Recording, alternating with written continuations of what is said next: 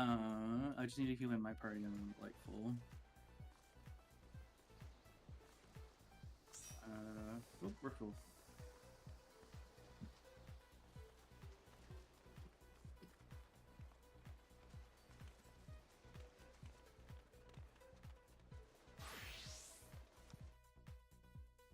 Okay. Join VC in DRS. DRS learning category, please.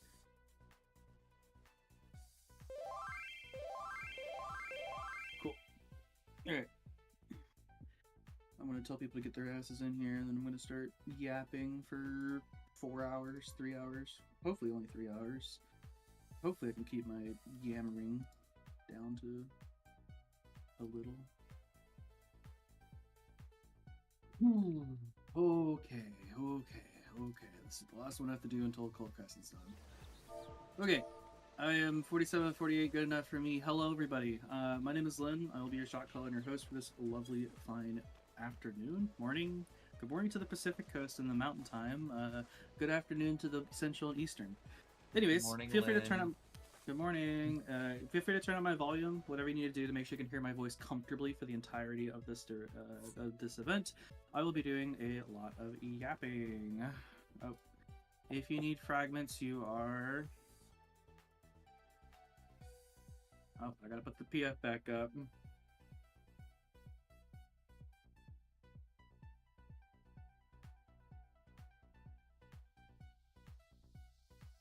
All right. The PF is back up, so I need a healer spot. Anyways. Anyways, back at it.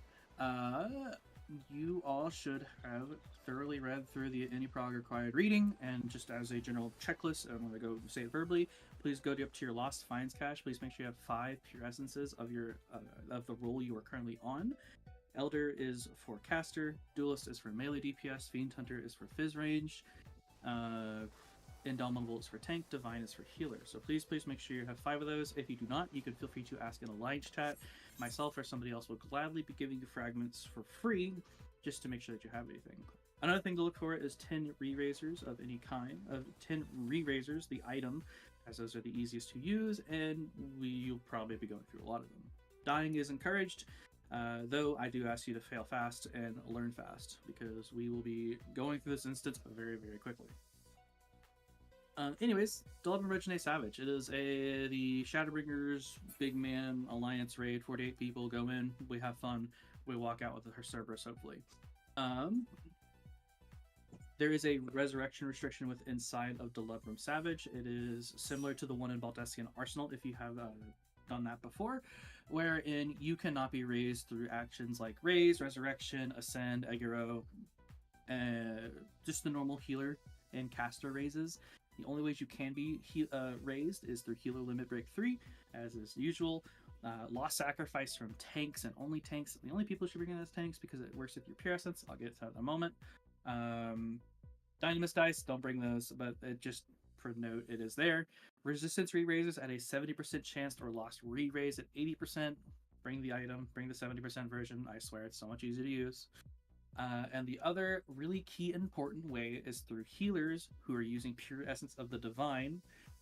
It allows Lost Arise to have a 15, yeah, you heard me, a 15% chance to raise somebody who is KO'd. So it takes about 6 uses on average. So hopefully the healers, pray to the whatever deity of luck they prefer to wish to or whatever. So, healers bring a lot of Arise. You should be fine.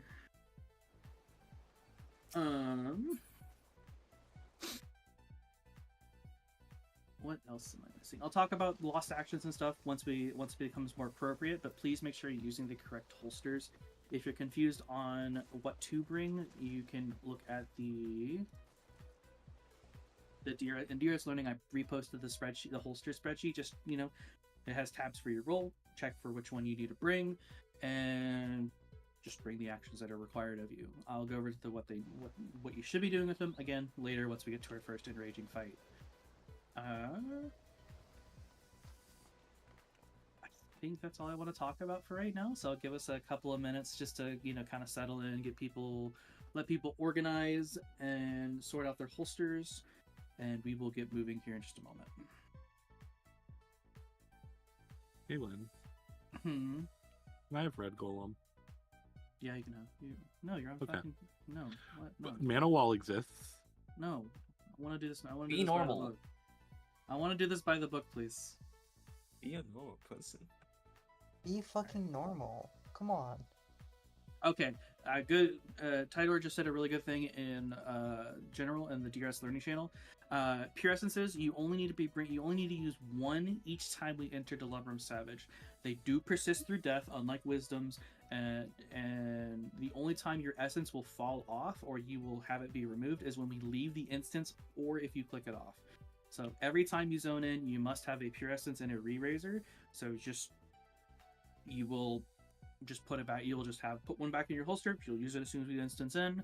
We ask you to bring 5 because wipes do happen. Specifically at the very first encounter, at the barracks, the slimes and golems encounter, wipes do happen, unfortunately, and it's just how it is for DRS. Slimes is a pretty thin tightrope, so just have multiple. If we get through on our first try, hell yeah. If we have to go back in one or two extra times just to make sure we can get through, so be it. So just please make sure you only do 1 pure essence every time, but we ask you to bring 5, just in case. Yes, pures can also be removed through the buff cap, but it is a very, very, very rare occasion. It is a very rare thing. It really only happens if you're trying to force it to happen, so do not worry about it. Do not worry about your pure essence being cold, especially in Anyprog. The buffs are going to be all over the place. They won't be optimized. You're very unlikely to hit the status cap. So please do not worry about buff culling, especially buff culling your pure. That will not happen. The only person that should be worried about it is me. And only me. Yeah.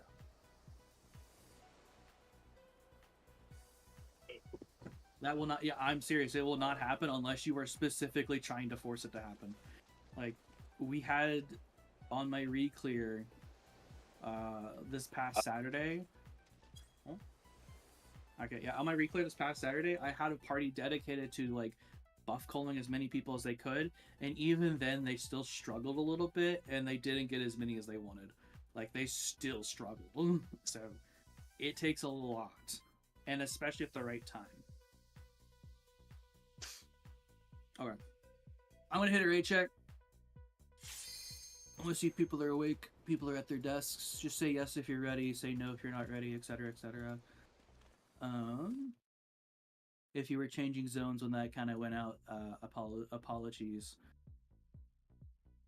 But no. I need to open up my marker sets. Hang on.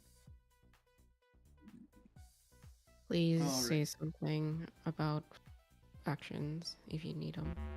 Oh yeah, I already mentioned, like, if people need this is your last call, by the way, for actions and essences. If you need anything, I swear you need anything, lost actions, re-raisers, pure essences, this is your last chance. Once we go inside the instance, yes, you're allowed to, am I allowed to complain about not having double down? Yes. This is your last chance to get anything, because we cannot trade inside of instance. I'm not giving you deception. Can I get like 10 mil gil? Yeah, I need like this and some like 10 million gil. Yeah, if you hand me 10 million, I can get you it. I need pure essence for machinist. Okay. They are, if you come to Famfric Gangos, we can give you some pure essences. Other than that, I think Luxius is on the way. Are 6 light turns enough? Yes. Generally, I think are you DPS? Yes, you're a DPS. DPS typically need to bring 2, maybe 3 at most. It's really just for a mechanic at the Queen, that where if you use a light curtain, you just kind of get to ignore it all. 1 million for buying pure essences on the... no, I don't recommend... I don't refund gil, sorry. I'm poor. The money printer in my basement... No, you aren't. The money printer in my basement is still printing me money right now. I've seen the printer. Is it okay if I use loss reflect at certain mechanics? It's really heavy. It's really heavy. We always suggest light curtains, but if you're below rank 18, you can use you can use reflect. I'm on favorite. Are you in Genghis? Nanax.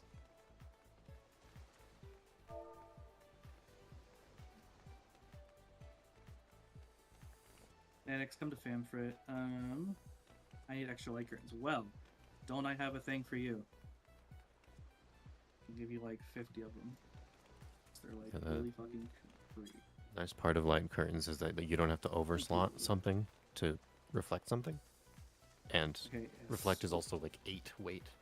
Well, Paul is bringing up a good point. If there are 2 casters in your party, one person should be dedicated to being the Cure 4 caster, as it is a really good the Cure 4 in the caster battery, or the caster holster, is used to give us a 10% bravery buff for 60 seconds. It will work with your Pure Essence of the Elder to give us that said bravery buff, so please make sure you have it.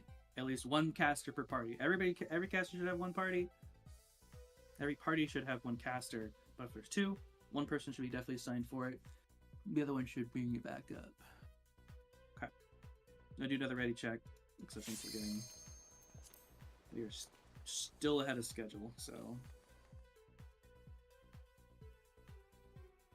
I'm pretty cool with this right now. You have 30 finesse, yeah, that's cool. There is a resistance appraiser inside, by the way, so if you just get the fragments, we can go inside and you can appraise it inside.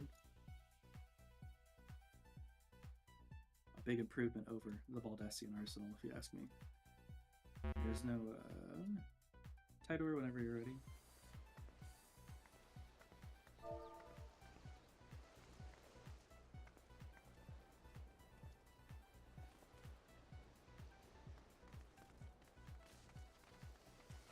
I'm here. Alright, let's go!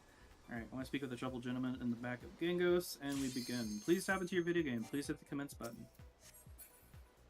Alright, who hit withdrawal immediately? Let's try that again. Please tap into your video game. Please hit the commence button. There is no if and or buts. Please hit the commence button. Do not make somebody hit the macro. I fucking hate that macro, and I really don't want to hear it this morning. I'm already pretty tired still. Yay, we did it. Congratulations. That's like the hardest part of like any run, by the way. Getting into the instance, I know. Anyways, welcome side to Lubrum Regine Savage. Again, as soon as you can control your character, please open up your Lost Finds holster, pop your Pure Essence, and pop your Re-Razor. If you didn't have time to get one in your holster, please, the very first thing you should do is walk down to the cache and do exactly what I said.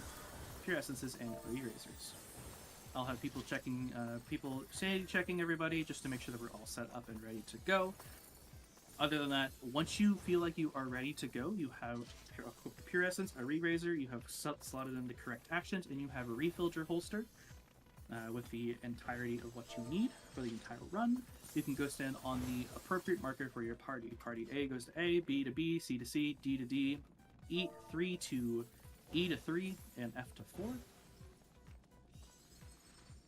I am going to make sure that I am good to go. Cool. Okay, resistance appraiser on the right.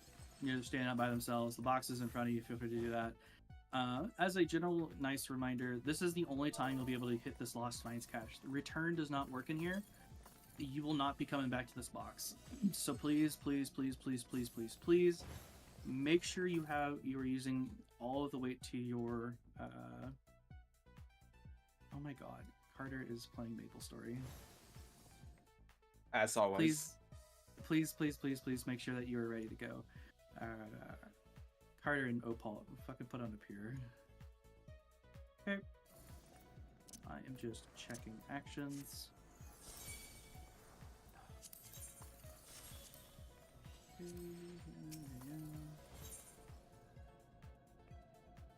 Again.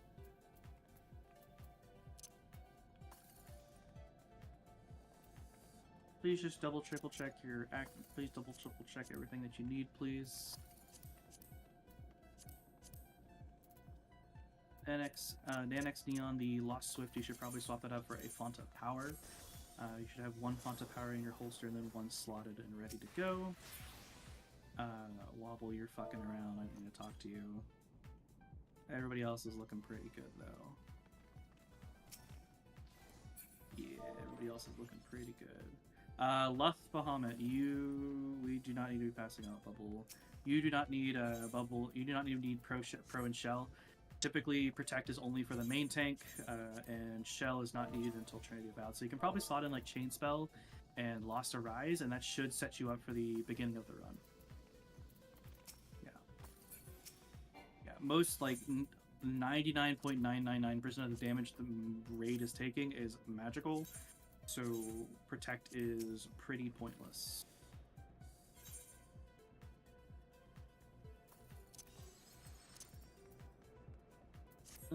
Everybody has Pure Essence on. Yippee! I'm so proud of everybody. I'm glad everybody read the required reading and my threat of leaving you behind. Yep, looks like we're good. Alright. So, as you see in front of you, there are two paths. One leads to slimes, one leads to golems. The slimes is like the big, scary, dark mansion that's like got the lightning behind it, and the golem side is like the pretty gumdrop land with all the candy and like the candy roads and like the candy castle or whatever. Anyways, Opal and Carter Valentine are going to be handling slimes for me this fine morning, and then I will be handling all of golems. Feel free to ready check your parties. You can just do ready check or /r check, and just make sure everybody in your party is fully ready to go. Once ever you have an 8 of 8, just say like in yell chat or like shout chat, like right there. Percy just said ready, and just say like A ready, B ready, whatever. Ready, E ready, A ready, D ready. Whoop. That's fine. F ready, ready. All right. Team, look at the pattern right in front of you. If you're on the left side, look at the one on the left. If you're on the right, look at the one on the right. I'm at my cue. You're gonna go. Everybody, go, go, go. Take those pads. If you're on the golem side, please drop down a VC down to the golem's VC so I can handle golems down there. Everybody else, if you're on the slime side, you are staying up here so Carter and Opal can help y'all out. Anyways, I'm dropping down. Golems parties D, E, and F drop down with me. Goodbye.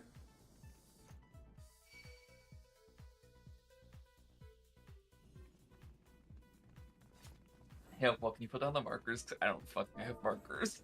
Thank you. Alright, cool. I'm gonna do this the way Opal does it, because it's actually really fucking dope. Everyone get away from the markers. Everyone come over here by me. I'm the Aurora jumping over this way. I'm not gonna put a marker on myself. The way we're gonna do this is in slimes.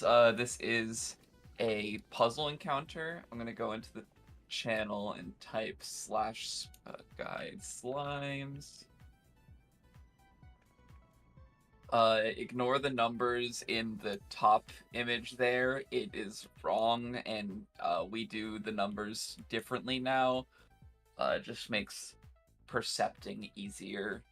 The way this encounter works is we need to pull green slimes that will be falling in that middle hallway into each room, and and have a big slime that is fully fused with 6 total slimes on each pad. During this encounter, there will be other things, but first, I need to get 4 tanks. So if you are a tank and can do this, please come over here by me. I'm at the bottom of the wall. Alright, cool. You 4 will be my slime tanks. We'll have Carlana in 1, Noah in 2, Hibari in 3, and Tay in 4. I'm gonna mark you guys. The way this will work is we do slimes the primal way, as it's known, even though Opal and I are both from Crystal, but we're here now, I guess. The way it works is slimes will be pulled 3, or each tank will pull 3 slimes, then each tank will pull 2 slimes, and lastly, a healer assigned to each tank will pull 1 slime into the room, waiting for you guys.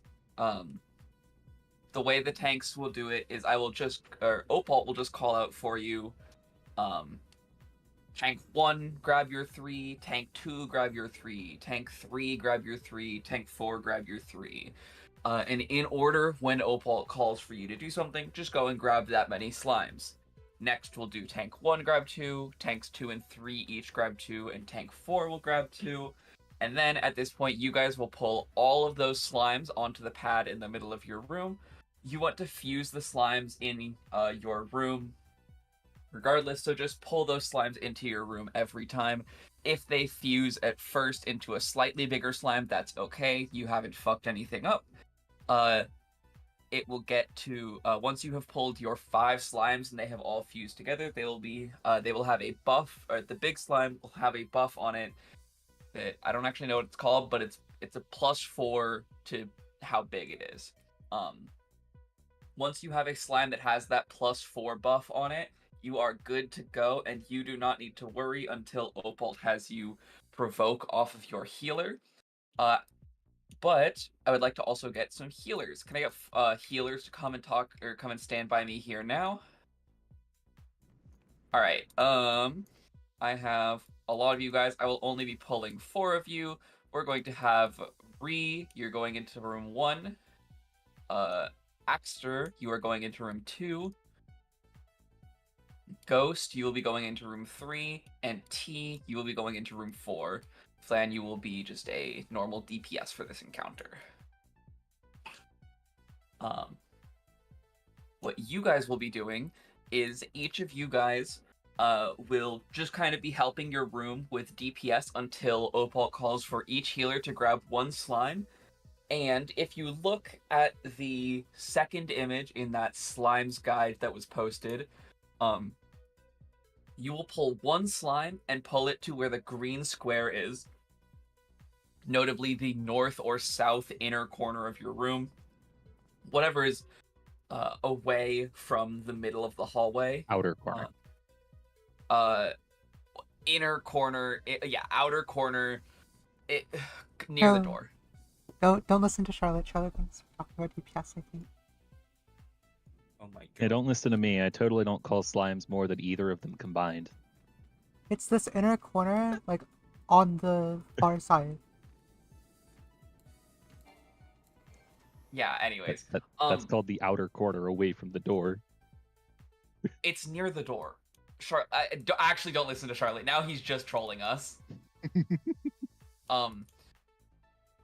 And you guys will hold your slimes there. Make sure it is not near the big slime in the middle, as we want to make sure all of the slimes get pulled together at the same time, and we will have all 4 rooms all 4 room tanks will provoke the slime off of you guys at the same time. And can I also get one other DPS who knows what they're doing to be my north hallway tank? I don't really feel like explaining this, so thank you, Alexa. Or Alex, I don't know how to pronounce that. It's fine. You're awesome. And now, can I get? Now it is time for the DPS. Can I get all of my melees? So melees to line up against the wall. Can I get Izuna to 1, Leolin to 2, I to 3, Max to 4, Tidor to 1, and Jeffy to 2. Next, can I get my casters? Rydia, you will be in 3. Shoshana, you will be in 4. Cameron, you will be in 1. There's a Cam K on Black Mage, what the fuck? And Opal, you're going to 2. And lastly, can I get my healers and my fizz range? Healers, you guys are just fizz range in this instance. Yeah. Can I get Nanex to 3? And Flan to 3. And then can I get Avark and Dill to 4? Now, for those of you guys are all DPS, and the DPS job is to grab the red slimes that will be falling in. Cameron, no, you're okay. It is a reference to another player who is very well known in the DRS scene on this server. He's an admin, or he's a moderator on here. His name is Cam Klauser. He is like the Black Mage player in DRS. Also my boyfriend. I saw Cameron and I was like, huh? Cam K on Black Mage? Is that the Fru weapon? Wait, you're crazy. You're an alt. I don't believe it. Anyways. DPS, you guys will be pulling the red slimes that drop in each room into the far outer corner, as you see in all of those images. The red spot is where you guys will be standing and just pulling your slimes, burning them down. And we have enough DPS in every room, it will not be a worry. And with all of this together, we will get through this encounter easily. You don't need to use any lost actions or anything. If only you could get E, that's fine. Cam also can't, but I will be supplying some copium. But with all of this, we will be getting it all done easily. TLDR, keep the red slimes away from the green slime. Tanks, grab your greens as Opal calls it, and then healers, when it is time for you to grab one, grab it and pull it into the north and south corner away from the red slimes. North for north rooms, south for south rooms. Oh, and who is our preceptor? I realized I didn't ask about that. Avark, do you know what you're doing, or would you like me to explain?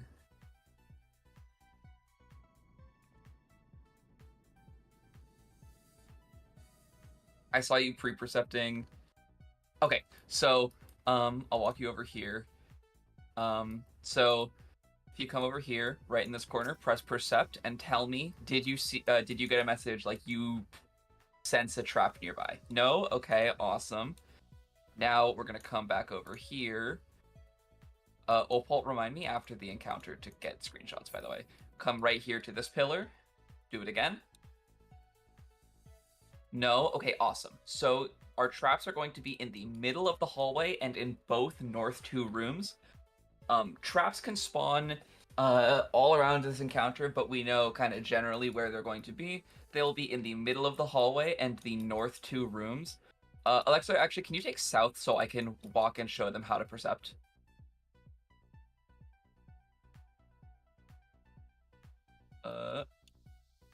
We'll be fine. Actually, where is... Yeah. You're going to... The way to percept is you will run basically... I'm going to try and place a marker. I'm going to clear the waymarks, but everyone just remember what room you're in. So first, you're going to want to place... I can't... Oh, damn it. I can't place markers. Where are you trying to place? For the first, like, mid-hallway percept spot. Jump from the left wall. Oh, thank you. Or are you trying from the right? That is too far. You're Well, gonna that's where be the percepting. trap is. Yeah. There. Okay. So you're gonna walk to where that 1 is, and you're going to press percept. It should reveal the first 3, one of the traps in the middle. As for a note for everyone, please wait until we call all traps percepted before walking into your rooms. Because if you walk into a trap that hasn't been found, it will blow up and kill you and probably other people around you. And it's not fun. That'll be where you go to find the middle trap in the hallway. And to find the traps in each room, you will stand directly in the middle of the doorway, press percept, and if you do not find one, you'll walk onto the middle of the pad and then press percept. Please wait a second for the trap to like load or anything, because they do load kind of slowly, and it is a very common thing for perceptors, new and seasoned, to percept in a spot, be like, oh, there's no trap here, and then walk right into a trap that is loading. Yeah, but you'll be good. Other than that, I'm gonna go ahead. Can I get ready checks from every party? Let me know in yell chat that your party is ready. Lost actions, save those. Use no lost actions at all. Carter, can I get a stream? You get a stream? Yeah. Hey, Opal, do you want to call Slimes? Opal is calling. Do you really want to call Slimes, Opal? I mean, would I have such a seasoned Slimes caller? Why would I, right? Like, Dude, you're such a freak. This is my legacy. I call Slimes. it is I a Lin call vibe. Slimes on lid runs. The Slimes caller. You're on North, right? I'm on South. I thought you It'll swapped. be fine. No. It's fine. What? C ready. A ready. Waiting on B ready. For all DPS, you're just gonna be killing the red signs in your assigned room. So just remember which room you're assigned to, and then go to that room, kill the red signs. Very easy. By the way, remember no lost actions. Yes. Alright.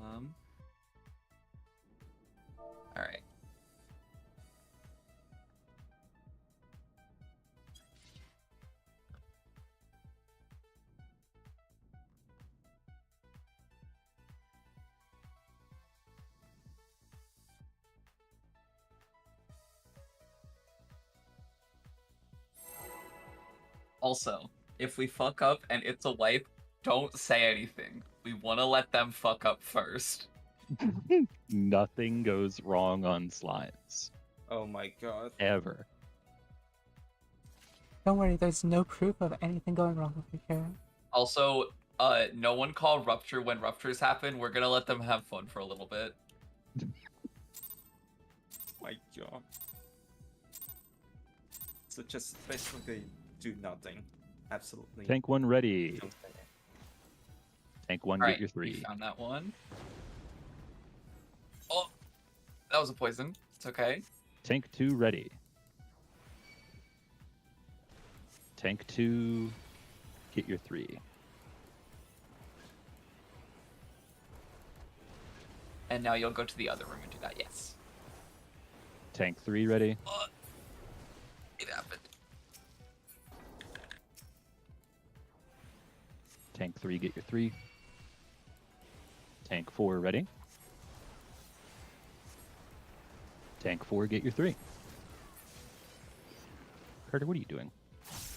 Building gauge. I need to see. Sorry, I play this game weird.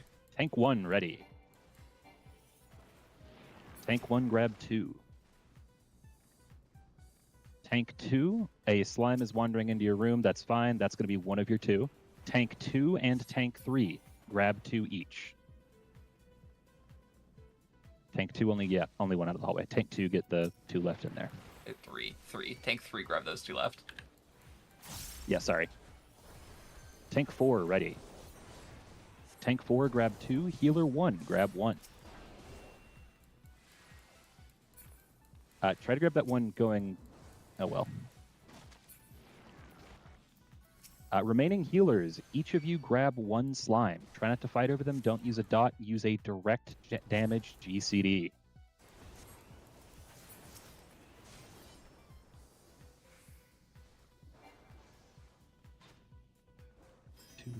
Are room 3 and room 4 ready? Oh, Can't quite see that far. 4 ready is 3 ready. All rooms look ready. On 0 tanks, you will provoke the healer slime and fuse it into yours. 3, 2, 1, 0. Provoke and fuse. Make sure the Directly little overlap slime- their hitboxes on top of each other. See 1 fusing. I see 3, I see 2, and I see 4. All Where'd it fusing. go? Grab everything and go out the north door. Run, sprint, stun those soldiers if they're spinning at you. us. We're gonna run out the north door to the edge of the bridge.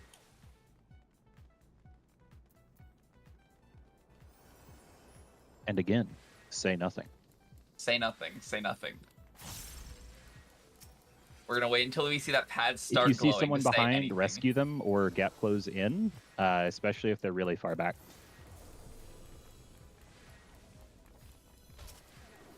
Don't worry, they'll be okay. Yeah, they're fine now. I was mostly worried about the people really far. All right, that's slimes. You now get to fight funny soldiers. They despawn. Oh wait, yes. Right. Yeah, sorry.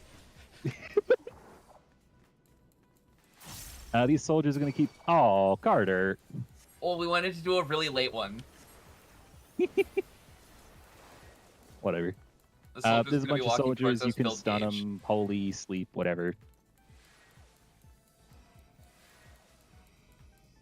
Is there anyone on the ground? No, healers raised the Did Perceptor. Every single trap go off? Yeah. I didn't even catch that. All right, thank you. Yeah, thank you, Paul and Carter. Who for popped the being- middle one?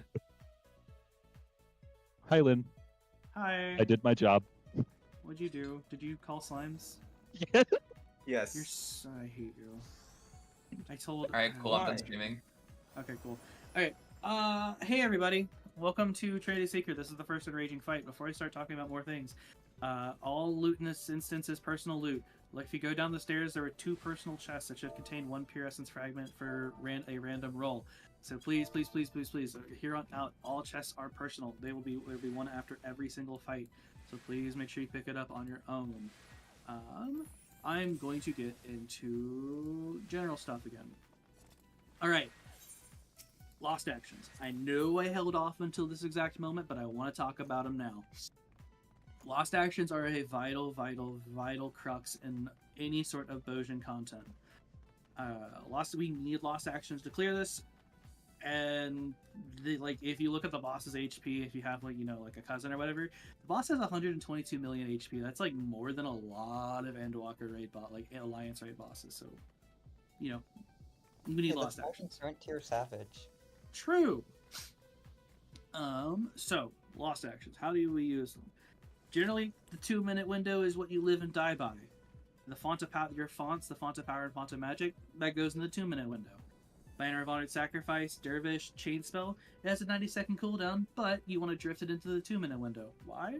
Because you want all your buffs in the 2-minute window. It's just how it be, You live, breathe, and die by that 2-minute window. So, again, fonts, banners, chain spells, dervishes, put those all in the 2-minute window, buff stack multiplicatively. The more damage you have in that 2-minute window, the better it'll be. The couple of weird exceptions is a thing called Lost Cure 4. Healers, if you could press like your Cure 3s for me, your Medica, stuff like that, just cast that for me really quickly. I'm seeing a couple heals, here and there, 3,000, 7,000 the highest right now, every so often. Casters, press Lost Cure 4 for me really fast. Woo! 23k. Oh, 25s. Woo! Well, guess what? You are, You're the main healers now. Lost Cure 4, as you also noticed, gave everybody in your party a 60-second bravery buff. That is a 10% bravery, which is an increase from the 5% that the Lost action gives. So, healers, Cure 4 casters, please make sure that you are keeping that buff up at all times and also trying to heal the party as necessary. If you're bored, press Cure 4. If somebody's hurt, press Cure 4. You miss a mechanic and you get hurt, you press Cure 4. That buff about to fall off, you press Cure 4. All of their actions, in regards to supportive actions, are just... I'll talk about those when those appear. There is one more I want to talk about, though. Lost Rend Armor. I have 2 renders assigned. It should be Mithril and Percy. I think they talked about who wants to go first and who wanted to go first and whatnot. Or rather, I assigned it. Mithril's first, Percy second. Lost Rend Armor is like a trick attack for 30 seconds on the boss. It has a 60-second cooldown, and that is why we bring 2, because we can cycle those 2 people to have that trick attack on the boss basically at all times for a 10% damage buff. That's really cool. As a reminder to the renders, that is a gap closer. You will close the gap. So if you're in a really good position, you don't want to, and like the boss is doing AoE around it, don't press rend because you will move yourself into that AoE. Other than that, I think that's all I have to talk about. Oh, yeah, lost actions is done. Re-raisers and raising in this instance. Re-raisers have a 70% chance to proc, 80% if you have the casted version. Just as a note, it doesn't ask for your consent to raise you. If you get raised by a re-raiser, there'll be like a small little toast notification on your screen, so like the Heroes of Memory is past, live on again, and that's all you get. I'm not kidding. That's all you get. You will simply spawn where you stand. If this does happen, if you die, don't go AFK. If you get re-raisered, please walk into safety first, walk into a safe spot first, and then pop another re-raiser, so in case if you do die again, you'll be fine and you won't be like, oh crap, I wish I waited a second, because re-raisers do give you a little window of invulnerability. The other thing is Lost Arise. It also doesn't ask for your consent. It'll just raise you. I know we have some serial combat arisers in here, so be careful of them. As a note, healers, Lost Arise doesn't give you weakness, and it also cleanses weakness, I'm pretty sure, so it's typically a DPS gain to raise a dead DPS, especially a melee DPS, especially our duelist once if they die. They don't think they will, though. I think they will. I don't think they will. They'll be fine. I think that's all I have to talk about in regards to lost actions and stuff, and I can start talking about Trinity Seeker. Trinity Seeker is a really crazy segue. Oop. Alright, power outage. Feel free to pull TS without me. Okay, cool. Alright. I want to post the Seeker guide. Is it TS? TS. Okay, thank you. Alright, Trinity Seeker. It is just like normal mode, except like 2 to 3 times faster. The bookend. I wish I could say that. And there are a couple of weird mechanics I want to talk about, and especially how I want to call this fight. I call it True North Relative, and I like to call safe spots. So True North Relative, for like the Mercy fourfold, I will call like north, north, south, south. So you'll stand like north for the north for the first 2 hits of the 4 cleaves, and then you'll move south. The closer you are to the boss, the easier it is to dodge mechanics. Just as a general note, keep that in mind. As you can see, like on the diagrams, like the very first diagram, you can see like one of the fourfold Mercy example of how they cleave. This is actually a north, north, south, south example. So you stand between 1 and 2 for 2 hits. You'll move down south between 3 and 4. Mechanic resolved. The really janky thing is the crossover pattern, or a double movement, where you start north for 1 hit, you move back down south for 2 hits, and then you move back north for the last hit. Do be mindful of those. I will be calling it out as best as I can. So just asbestos. Oh man, wasn't the Aperture Science built off that? Anyways, just I can do as much as I can. Safety Dorito as much as I can, but typically, if you see the AoE on the ground, you're probably already dead. You're probably already about to get hit. The Orb and Lotus is here again too. Look away from the orb, get away from the Lotus, watch the icy lines on the floor. Pretty straightforward. The other thing I do want to talk about is during the monk phase or the fist phase, those iron splitter rings from normal mode, where the box will jump on a ring, it'll charge up that ring, and it'll explode that ring of all the rings of that color. During that same time, there's another overlapping mechanic where a clone will spawn down in the center. It'll mark 3 people and only 3 people with these Earthshaker cone AoEs. They're like really thin cones, and you just need to move them away from the party while staying on top of the appropriate safe color. It'll happen twice. I'll just do it in callouts. Everything else can be pretty much just done in callouts. So if you are ready and there are no questions, you can walk over the purple line. That is my indicator of a ready check, and you can stand over on the C marker with everybody else, and we will get pulling.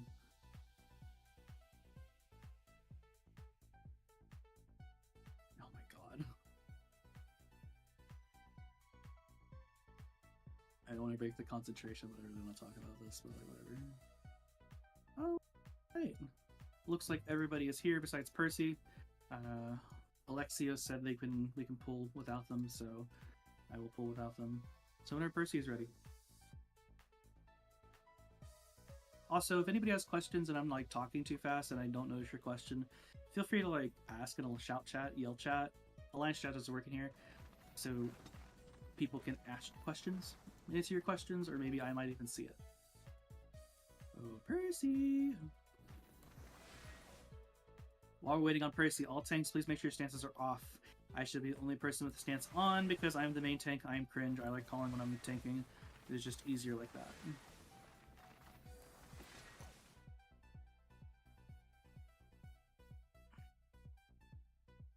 I'm out of MP. Oh, Percy. That's one of my renders. Oh, Percy's here. Yay! Render. Need. Alright. Alright, we are here. We are in the arena. I'm hitting a... Oh yes, please, LB3s. Before I pull, LBs. As a note, DPS LB is a massive, mega, huge omega big loss.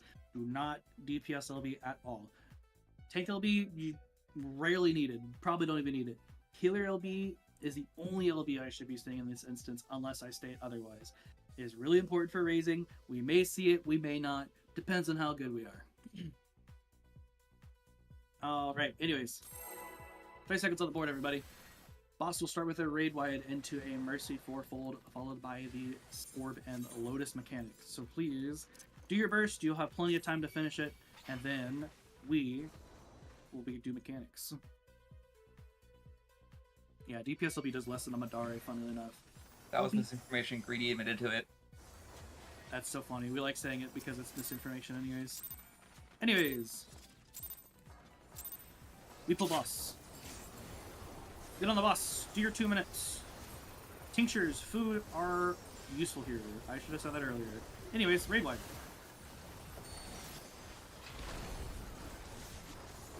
And the boss will jump center. He'll look south. Boss will spawn a clone by the 1 marker. Say hi to the clone for me. There are no positionals here, by the way, so keep it in mind.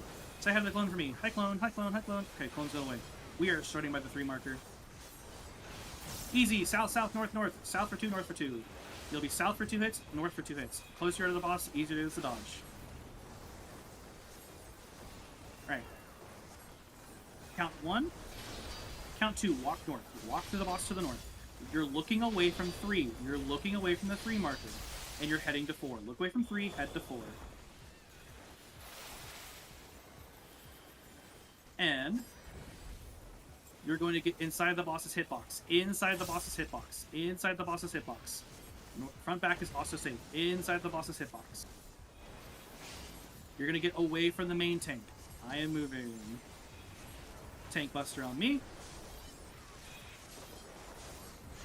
And you're going to continue to stay away from the main tank as the boss will cast Phantom Edge, augmenting the next available onslaught to just be a solo buster. I can do whatever I want as long as I am alone. If there are multiple people here, everybody but 1 person will get knocked back, thrown into the wall, and probably killed. Alright, stay close together. Boss will jump center here in a moment. Bait these chains, stay close, stay close, stay close. Break those chains and hide behind any barricade. Hide behind any barricade. Behind a barricade. Behind. Get behind the barricade. Get back on the boss now. You can get back on the boss. Everybody should be near the boss as well. As these clones you see will slam down onto the floor, and we need to follow them. We are going to 4. Head to 4. Alright, we're going to get knocked into the barricade at 3. Be in front of the barricade at 3. Be in front of the barricade. Alright, now stack up in front of 3. You can hit the boss as much as you want, but just stay here. Stack up in front of it. 2 minutes away. This is a line stack transition. No indicator, but just stay here. Alright, now y'all can stay here. Just keep AFK and keep hitting the boss. Clones appear, clones disappear. They'll jump back down immediately and do some line AoEs. Just dodge them. It's just Final Fantasy 14 stuff. Move. Iron Splitters, you're getting on yellow sand. Yellow sand. Yellow sand. Stand on yellow sand. The boss will also immediately cast. We're going to transition immediately. Get intercardinals of the boss. The 1 and 3 markers are safe. Intercardinals of the boss relative to the boss. 1 and 3 are safe. Get to the center of the arena again, because we're going to do some more Ifrit dashes. This will be with a Mercy fourfold, so please be aware. The closer you are to the boss, the easier it will be to dodge. We are heading to 2. We're going to 2. To 2. We're starting by 4. Easy. West, west, east, east. Between the 1 and 4 marker for 2 hits, then walk through the boss. We're going to go between 1 and 4. The closer you are to the boss, the easier it is to dodge. Between 1 and 4. 1 hit. 2 hits. Walk through the boss. Look away from 4. You are looking away from 4. And you're heading to 1. Look away from 4. Head to 1. Nothing special.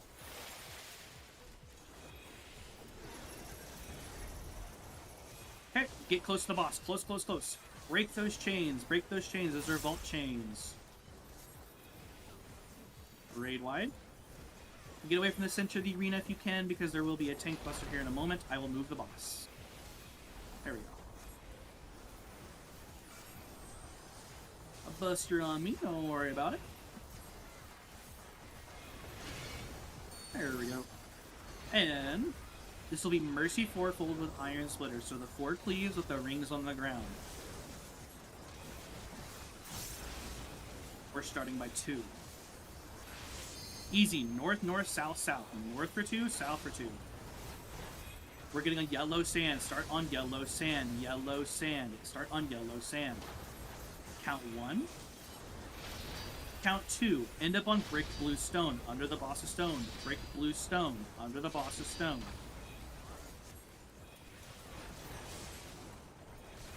Okay, Hazel. Yellow sand. Yellow sand. Yellow sand. Yellow sand. Good job. Really simple. Alright, good job, everybody. Can we get the dead off the ground, please? And do not go that far ahead, guys. There are traps ahead. Ilya will be getting us through this first section. I think they're going to be waiting for their weakness to fall off. But please wait. That glowing golden pad is not for you. Again, you're fine, Mithril. It is perfectly okay. As a reminder, that golden glowing pad, that is not for you. That is for Ilya and only Ilya.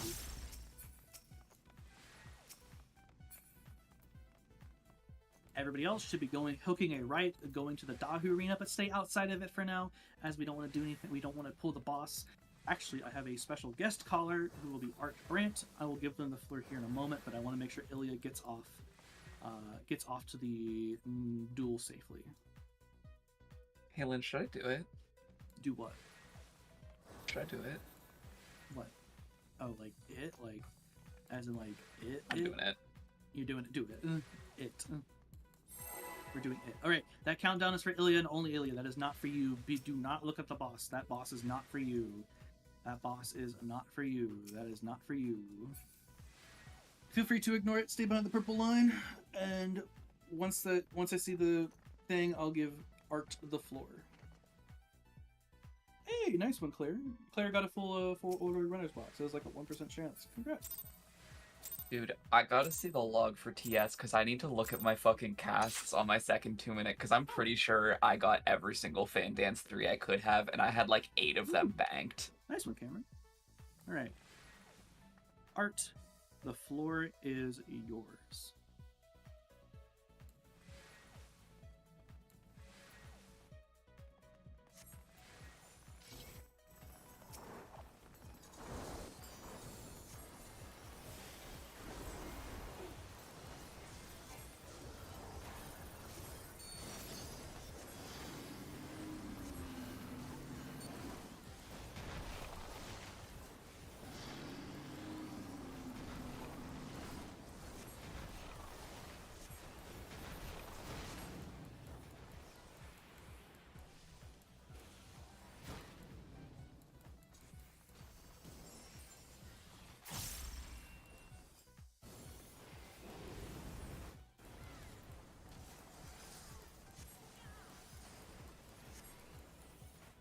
On the head. If you get one, just take it out to one of the lions on the edge of the arena, but watch out for the line AoEs at the same time.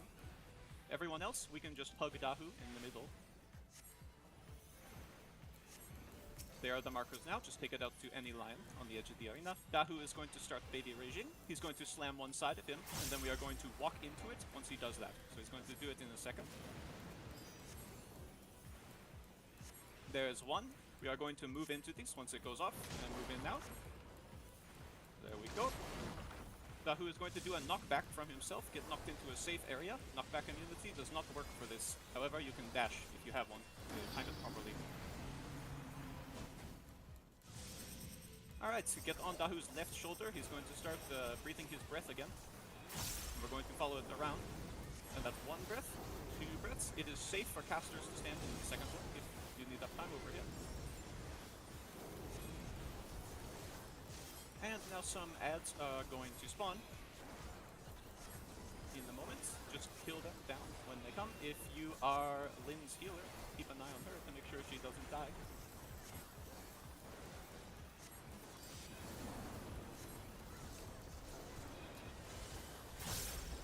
Just as a reminder for trash fights, you can use lost actions during these, because usually you might refresh afterwards, but if not, it's still good just to get the lethal boost.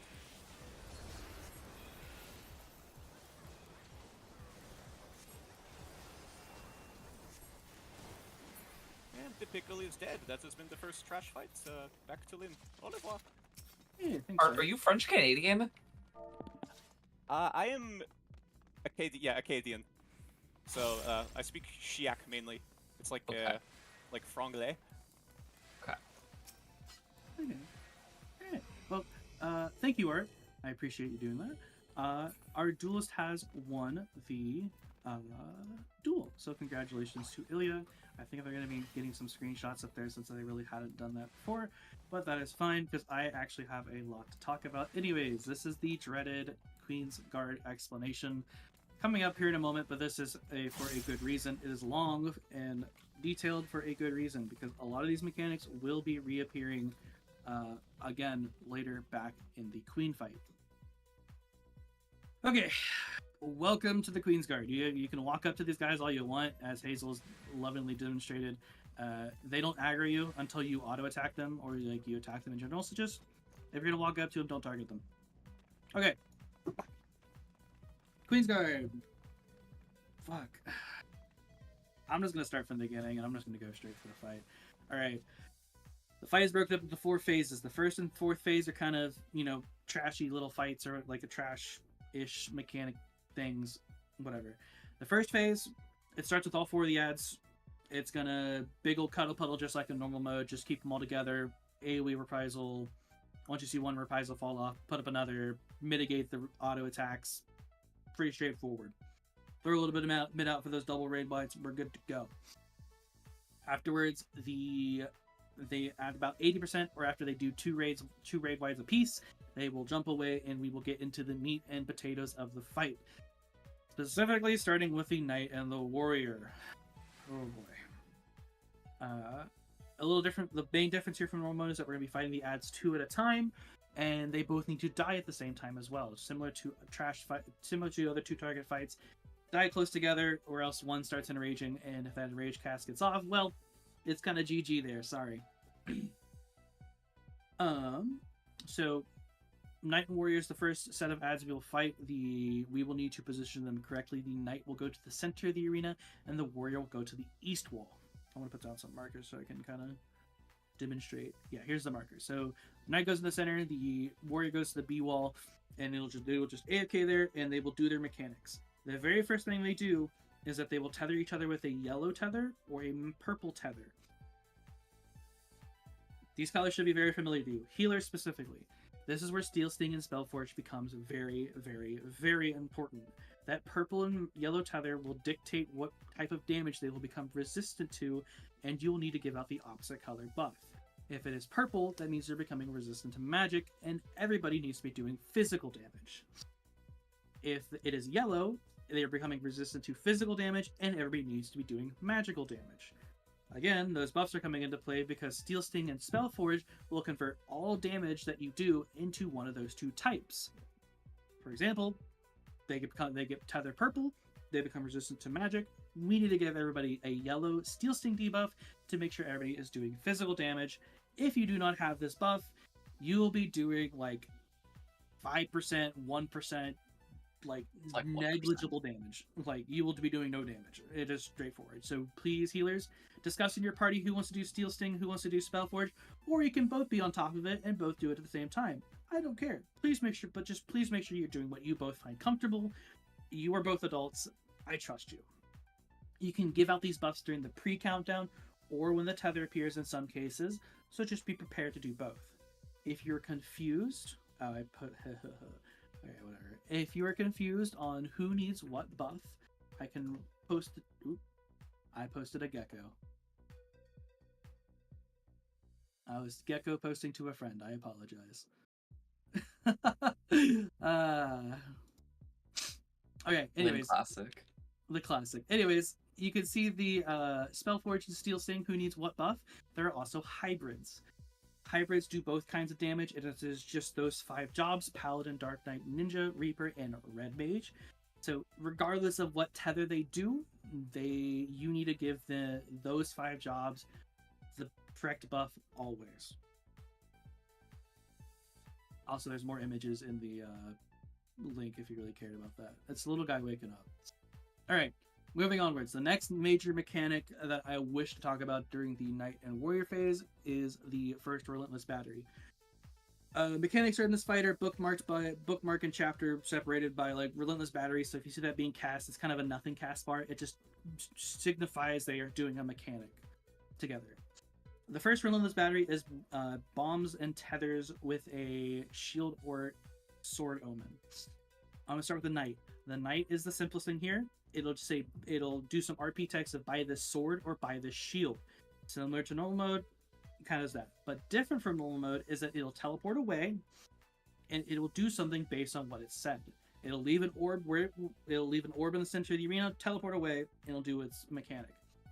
If it is a buy the sword, the orb in the center will explode in a giant AoE. And I'm talking giant. It'll cover the majority of the arena. I'll actually post the second image.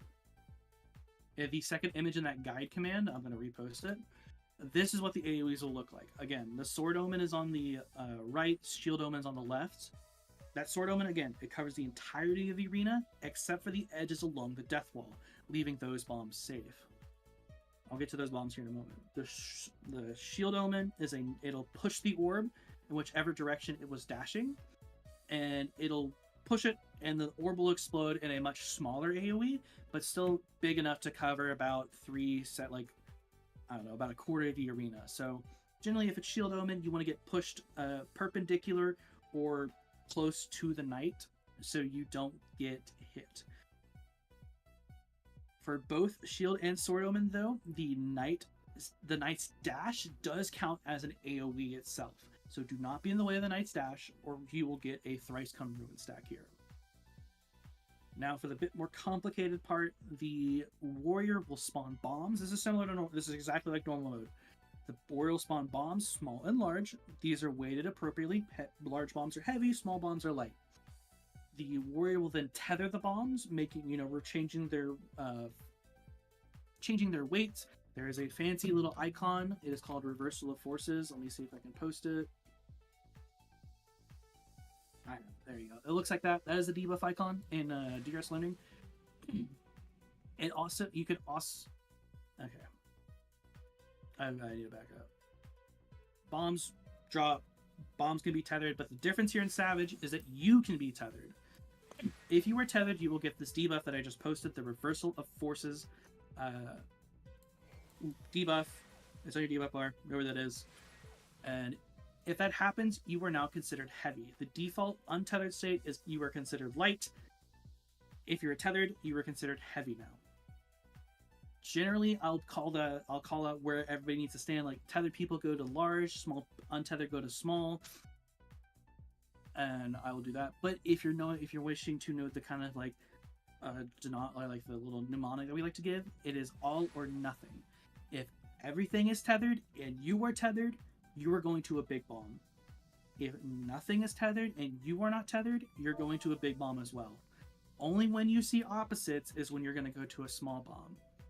I am tethered, the bombs are not tethered. I'm going to a small bomb. The bombs are tethered, but I'm not tethered. I'm going to a small bomb. Bombs are tethered, I'm tethered, I'm going to big. Those mechanics will work. Well, those two mechanics will go hand in hand with each other. The Knight will do its sword and shield omen stuff. The warrior will do its reversal of forces and bombs. And it's just one big trio mechanic in a way. everything, and that's kind of a bookend on that one. The other thing is wind and lightning tethers. If you're tethered, you go stand in the green swirly wind, so you can resist the knockup from the wind. Or if you are untethered, you will go to the purple sparkly lightning. It is technically gravity, and so since you're light, you won't get affected by the gravity as much, and you won't get a thrice can ruin stack, and you won't get stunned either. At the same time, during that mechanic, the knight will do the knight will do another Sword or Shield Omen, just like the one in normal mode where it's like the N or donut. But the major thing here is that it'll spawn 3 golden wings. These will do a 90-degree conal, whatever direction they are pointing. So we just need to find the safe quadrant, respect the in or out. We're good there. That's like all the mechanics I have to talk about for Knight and Warrior. Again, bosses die at the same time. We're good to go. Please make sure they die at the same time. I'll be calling out for evening out HPs. I'm sure the vets will be backing me up on that too if we kind of lose pace. We should be fine. Next phase is Gunner and Soldier. The Gunner will be in the center of the arena for mechanic reasons, and the Soldier will be pulled to the D wall on the west. The Soldier kind of just does whatever mechanics, so it's just a lot of repeats in normal mode. The one thing I do want to talk about is the Gunner. The analysis mechanic from the Orbone Monastery, from Estadio specifically, does return here. So, from Estadio, you get the big orange ring around you. Only one side of it is open. You need to point the save spot towards Estadio. Show your hold to Estadio. Everybody gets the fucking joke, right? It sucks. Show hold to the show hold, and that's it. But the main thing here is that the AoE will come from the center of the arena, so you'll need to point that open side or whatever to the Gunner in the center of the arena. And at that point, oh man, let me back up on that Gunner part. So the Gunner will spawn turrets along the edges of the arena. It'll be like in a zipper fashion, so one on the left, one on the right, so on and so forth, all the way down the sides of the arena. The Gunner will cast a raid wide. That analysis mechanic, you'll need to show that hole to the center of the arena towards the Gunner, because that's where your raid wide is originating from. That raid wide will then load those turrets, and then those turrets will fire shortly after. So the order of operations is that you will get the analysis. You can see where you need to point it towards the center of the arena for the raid wide, and then point it to the one turret on the wall to not get hit by that. There is overlapping points on those wall turret AoEs, so please be careful. Try to make sure you're centered up with only one turret and one turret only, because if you get hit by both, I guarantee you will die, because it does a lot of damage. Oh, wiggle check, by the way. Wiggle, wiggle, wiggle, wiggle, wiggle. That's all I really want to talk about for Soldier Gunner, though, because everything else is just kind of, you can do it in calls. But okay, the last thing I want to talk about is the ethereal wards and the healer mechanics. Healers behind us, I'm going to put up some markers back here for the reflect locations. During the final enrage sequence, back similar to normal mode, they'll jump back down, they'll have the wards, we need to kill all 4 wards, fight's over. There are a couple of wrenches. There are holy spheres that need to be reflected with a light curtain or lost reflect. And I see I have 1, 2, 3, 4, 5, 6 people who are offering volunteering to reflect. These positions will be relative to the markers in the arena. And remember, you have 2 orbs to reflect. 2. I'm dispelling the fight, so don't worry about it. Thank you guys for reflecting. I want to put the markers back up. Just remember where you're going. Tanks. Y'all also have a specific thing you need to do. There will be 2 aura spheres, 1 north, 1 south, where these need to die. These are priority. These need to die. If they do not die, they will cast Spite Check, and they will hit 3 random people with like a Tank Buster. That's not pretty because it's random. We don't know who will go on, and it could go on a DPS. It could go on the reflecting healers, and that's really awkward. So to prevent that, we need to kill the aura spheres, and instead of doing the 3, it'll do a singular Buster on the tank who had the most aggro when it died. if you are the tank with the most aggro, the hate on the aura sphere, you'll get an orange bauble above your head, and when you see that, you will just press your invuln and you will forget about it. If you are a Dark Knight, say something in Alliance, say something in your party chat to tell your healers and your Gear 4 to, watch out for you, but if you hit the wards, you should be fine. At the same time, those wards, they also have their own little gimmick to them. They will cast, well, it's the Coat of Arms gimmick. It's back. Everybody hates it. Coat of Arms, don't get parried. It'll have like these honeycombs on like 2 of the 4 sides. Just don't hit them. You'll be good. I think that's all I have to say about this fight. I'm done yapping. If you're ready to go get on the C marker, if there's any questions, please ask now. Vets, if I missed anything, feel free to speak up.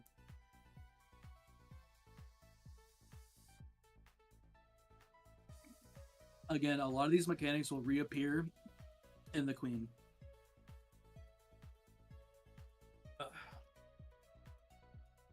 P8, I'm down. Do Rend go off right away? You can Rend right away as they are stacked up, and Rend is also an AoE as an AoE. Yes, we will need to fight for aggro during the first section. Also, I need an off tank. Who wants to tank with me? Who wants to tank with me? Carlana, thank you. Carlana, take the 2 middle adds. So Knight and Gunner, I'll take Soldier Warrior.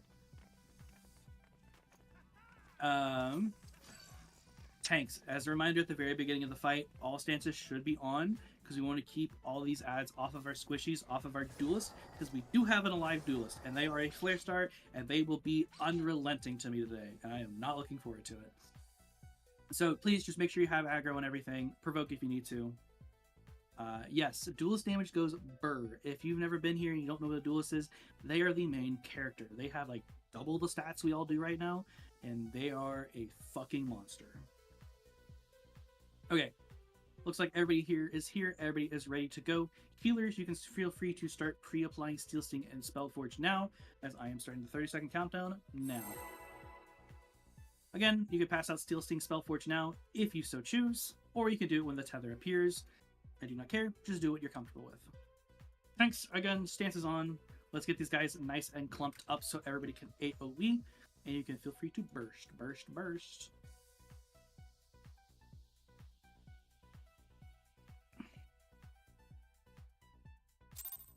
Alright. 2, 1, let's go. Gather them up again. Again, let's gather them up. Woo.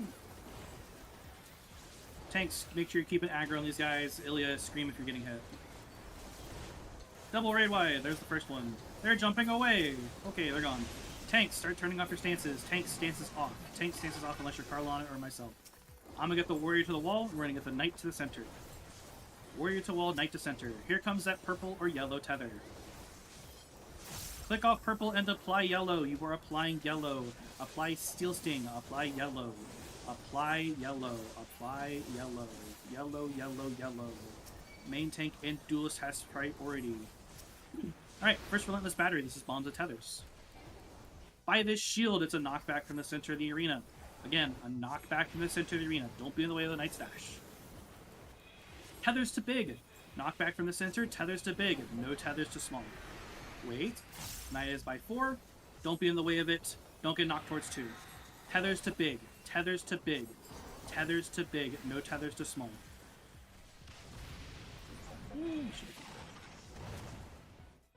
Alright. If you fall first, go to a place that just exploded. And bosses are even. Boost. Don't worry about it. That's my problem. Boost. It's gone. Double raid wide. Don't worry about it. A little bit more on outer. A little bit more on the warrior, please. Just a little bit, not much. Relentless Battery 2 is coming up. This is going to be wind and lightning tethers.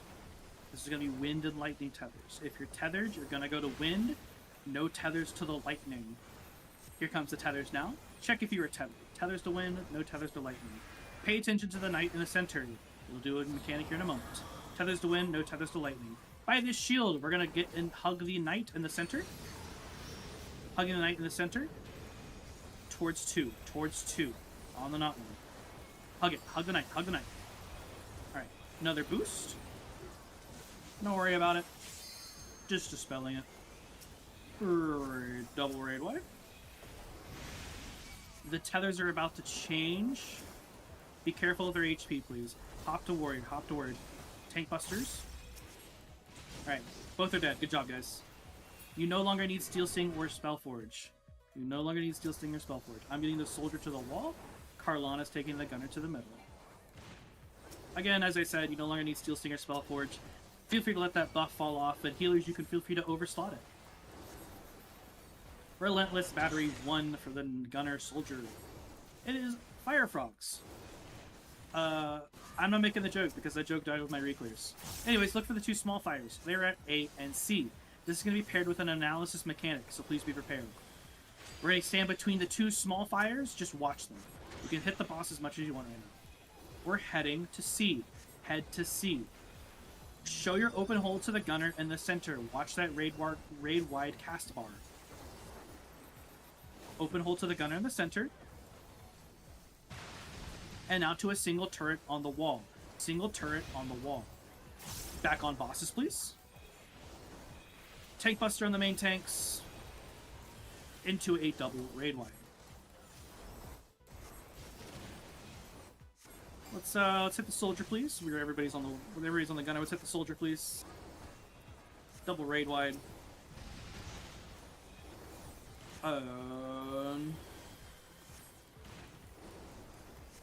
Alright, coming up next is going to be sniper turrets. In a small eternity, they will appear. If you are currently main tanking an ad, you will be picking up these sniper turrets, and we will be invulning the sniper shot as they appear. These turrets are DPS priority. There are the turrets. Please make sure you grab them. Please make sure you grab the one at B, Carlana. Invuln that sniper shot for me.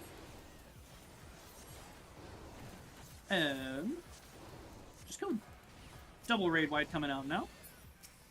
We can split back to middle. We can split back. Normal bosses. Bosses are looking good. Alright, we're gonna kill them here. As a reminder, oh, stop moving, stop attacking, sheath your weapon, stop attacking everything. You should stop everything. Wait, 1. Kill the soldier. Everyone laugh at Opal. Alright, slimes north, Gorlum south, reflectors, go to your spots. Remember, you have 2 orbs to reflect. Tanks, if you have an invuln, turn on your stance, grab hate of those aura spheres, and if you get the orange bobble, press your invuln. Those wards are here too. Don't get parried. There's a bobble, hit your invuln. Don't get parried. Coat of arms. Hey, my reflectors are pog, dude. It was just 1. We'll be fine. Coat of arms is being reapplied. Respect it, please. Coat of arms. The aura spheres are about to appear again. Same with the reflect orbs. Please be careful. These, again, are priority. We are killing these spiritual spheres and aura spheres. Kill the spheres. Good job. If you get the orange bobble, pressure invuln. And we kill boss. Ooh, ow. Don't get parried. It's just the last one. We'll be fine. Great, good job. Please get any of my head off orbs. Lol, Lamau, I saw you get fucking parried. No, dude, that was a lot of orbs that went off at the end. Oh, I know. I was like, ooh. Dude, Opal tried to C4 through the fucking pyretic. That's so based. Alright. Looks like all of my death are results. There are 2 chests on the way out of the arena. Please make sure you grab both. You can thank Ilya for the second one. Oh, wow. That's an entire box. Congratulations. It's a lot of boxes this round. I know. You should have a headgear and a handgear plating or box. The handgear comes from the duelist successfully completing the duel, so do thank Ilya for the handgear. There's a joke there, but I'm retiring that joke. Anyways, welcome to Phantom. This fight really doesn't have much going on about it. If you would like to, well, we're not taking a break here. That's a TA. We're not taking breaks here. Let me get the other markers. All right, there we go. All right, banish check. Gaming time. You're in my party. You have banished. Perfect. Okay. Nothing really to talk about here. I'm just gonna hand it over to Art. Alright, it's time to get a little spooky. You can start a countdown whenever. Oh, you're funny. We're pulling the boss. Alright, first up, there is a very hard-hitting raid wide. Very hard-hitting, need as much mid as possible. There's a raid wide in this fight? No, it's got to be the wind. Oh, we lived. Oh, thank Oh, by the way, take out your stances, by the way. Alright, we are going to either A or D. We are going to A for Allons D. And there's going to be a donut spawning underneath us. We are going to follow it down to the one-way mark. Be careful not to get clipped by the edge. Very spicy. And when we get down, you can stop at the one-way mark. Don't march into the death wall at the back. And we can move over to the two-way mark now.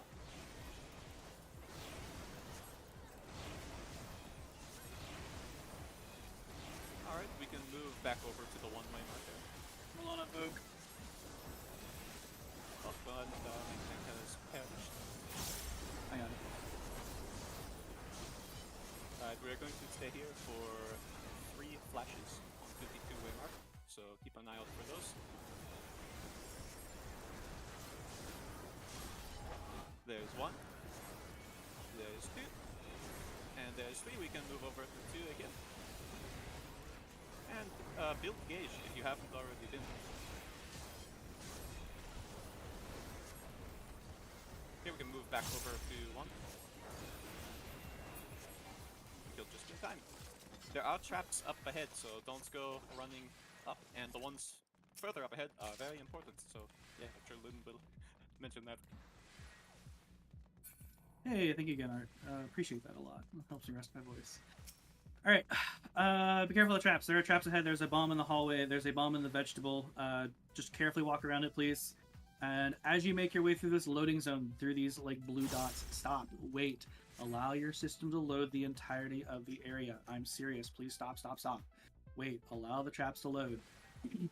There's a pink mini trap in the vegetable. We do really want to make sure we don't pop that, because that is really, really, really important for later. So please, please, please be careful. Calmly, carefully walk through. Don't take blind corners. Just carefully walk through. You can hug the doors, basically. Okay, that's why. And someone hit one. Yes, somebody hit one. It's fine. We have another one. Just ignore it. It is fine. We have another one. If the second one is gone, I'm just leaving. It is fine. It happens. I understand. Mistakes happen. Just be careful, please. Alright, we still have the one, so we're good to keep going doing this run. Okay. Cat aggro. That's a bad time to get cat aggro, huh? Okay, anyways, moving on is moving forward. We are going to talk, well, we're going to go on break. There's a union mandated break here, so I'm going to give us about 5 minutes or so. So come back at 15 after, and we will talk about Trinity Avowed. I have posted the guides for Trinity Avowed in the DRS Learning channel if you wish to go ahead and look over it, especially that pocket explainer. Other than that, take a break for 5 minutes, come back, and we will begin for talking about TA. Oh, don't forget to wiggle, by the way. Oh, God, my legs.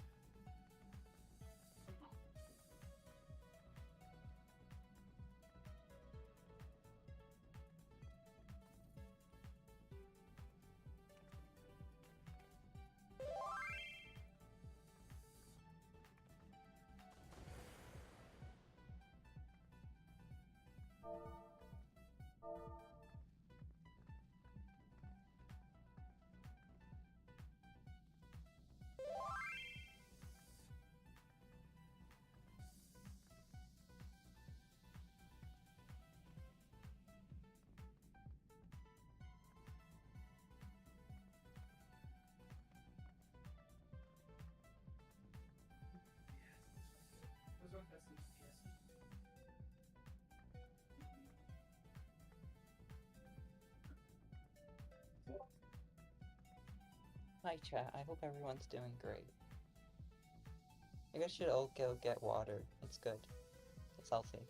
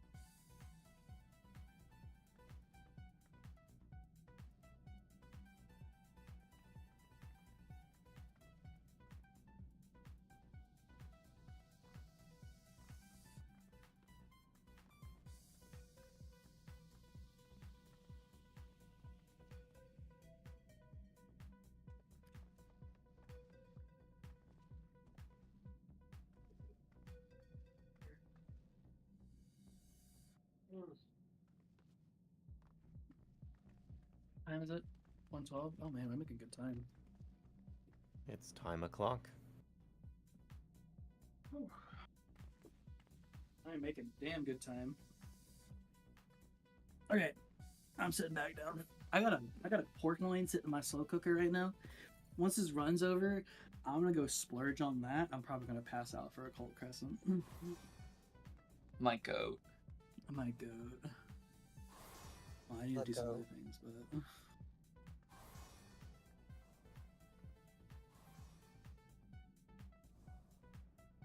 Hey Carter, wanna place your bets on if I'm banned or not? What? Do you wanna place bets on if I'm banned or not on Maple for using Oh VM? fuck! 'Cause you haven't logged in. I haven't logged in! No, you're definitely not banned because they already fixed the ban wave. I mean, but they could have banned me because I was trying to play on a VM. Oh fuck! That's so real. I think you might be fine. Like, I hope I'm fine, because, like, I've played Maple for, like, a solid year and a half on a VM. Yeah, you should be fine. okay. Okay,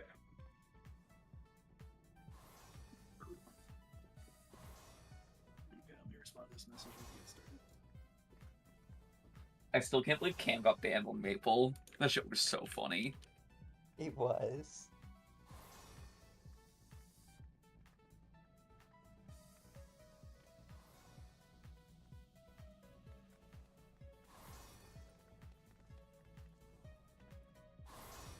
Who's going to sleep early for OC? Hell no. Me, OG me. I OG. Not didn't me. stayed up till 5 a.m. last night, so. Hell no. Dude, if you can get my ass in that content before I move, like, good job. Me, OG me. Is this the second to last boss? I wish. This is the second to last enraging fight. We have another trash fight right after this, but it's more Technically, Minnow does have an enrage with the ad sequence. It does, yes. like okay, I'm muting Carter. Okay. Okay. Anyways, hey guys, You welcome get the to. like, I can't unmute myself. Yeah, I know. That's the point. Okay. It is 1:15. It is 15 past the hour. I am going to resume doing Delubrum Regine Savage. All right. So this from welcome to Katy Perry. She's the funny hot and cold boss, as people might remember from normal mode. As you remember from normal, there was the temperature debuffs. That is sort of her core mechanic. This does replay here pretty much bar for bar. You want to make sure you get your temperature back to 0 so you can not explode from heat or go into shock from cold. But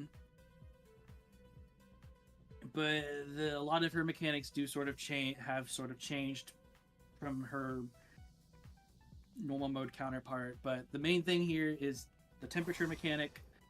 There's hot, there's cold, yes and no, in and out stuff. Anyways, similar to normal mode, she has those 3 weapons: the sword, staff, and bow. Those those are sort of kind of bookmarks for different phases, and I'll just kind of go over each phase. I'm gonna start with the first half of the fight. The first set of weapons that we see is still sword, staff, bow, but the second time you see a weapon, it does change just a little bit in some cases. Starting with the bow mechanic. The bow mechanic is very much the same thing for normal mode. Most of the arena will be covered with lava. You want to be away from that lava. You will do that in callouts. Don't worry. You will be forced to quick march away from the lava. These quick march debuffs that we get during this specific encounter will march you 2 squares. So if you start in the middle of the C tile and you go left towards the D tile, you'll probably end up somewhere in the center of the white tile over yourself. Like, I'm over here, I'm just gonna walk 2 squares. It'll put me like right here-ish. Ninja has like a little bit more, but like it's so negligible that I'm not even gonna mention it other than that. But once the bow phase begins, you will get your temperature. She will shoot now 4 arrows to the opposite end of the arena. And similar to normal mode, the ladder will appear. The main thing with the ladder, though, is that the ladder is more filled out. There are more ways for the ladder get to the arrows to turn, and there are no like tracer lines that will kind of show you where each arrow will end up. You will have to sort of eyeball it, trace it down with your finger, or use your mouse. Anything you need to do to make sure that you can trace down the arrow and see where it's going to land. The main thing I always tell people with the ladder game is that if the arrow hits a 90-degree turn, it will always, always, always take that turn. You can see in this diagram, I'm going to repost the June Bob diagram, the one that June Bob made a long time, like a year or 2 ago. It kind of shows you how it works. You can see how it starts on the left. Like, there's the arrow up there, and you can see how he traces it down. And you can see exactly where it lands. This applies for all arrows. It won't necessarily land in the same tile, but the idea of it taking a turn will apply. If you want to see where there are only 2 patterns. I don't like calling the patterns. I just like telling people to trace it. But in the 2 patterns, you can kind of see where the arrow starts at the top and where the arrow will land at the bottom. So if you want to use that, feel free. But tracing the arrow is so much easier. You don't have to look at a guide or anything. You don't have to look at an image or anything. The first time around, it'll just be walk yourself to the tile that will make you neutral. Job done. The second time around, the laundry list, as we call it. You'll get your temperature, you'll get an elemental brand debuff, you'll get a quick march, and then you need to pay attention to where your arrow is landing. Again, that quick march will march you 2 squares. That elemental brand thing I was just talking about, it's a little extra thing of the second half that I'll go over closer to the second half of the weapons. Moving on from bow, we are in staff phase. The staff phase sort of works like normal mode. She'll do an AoE around her, you just get away from her, and then you'll get your temperatures. In the first version of the mechanic, well, really in both, there will be the 4 meteors that spawn. This time, there will be no safe spot in the center.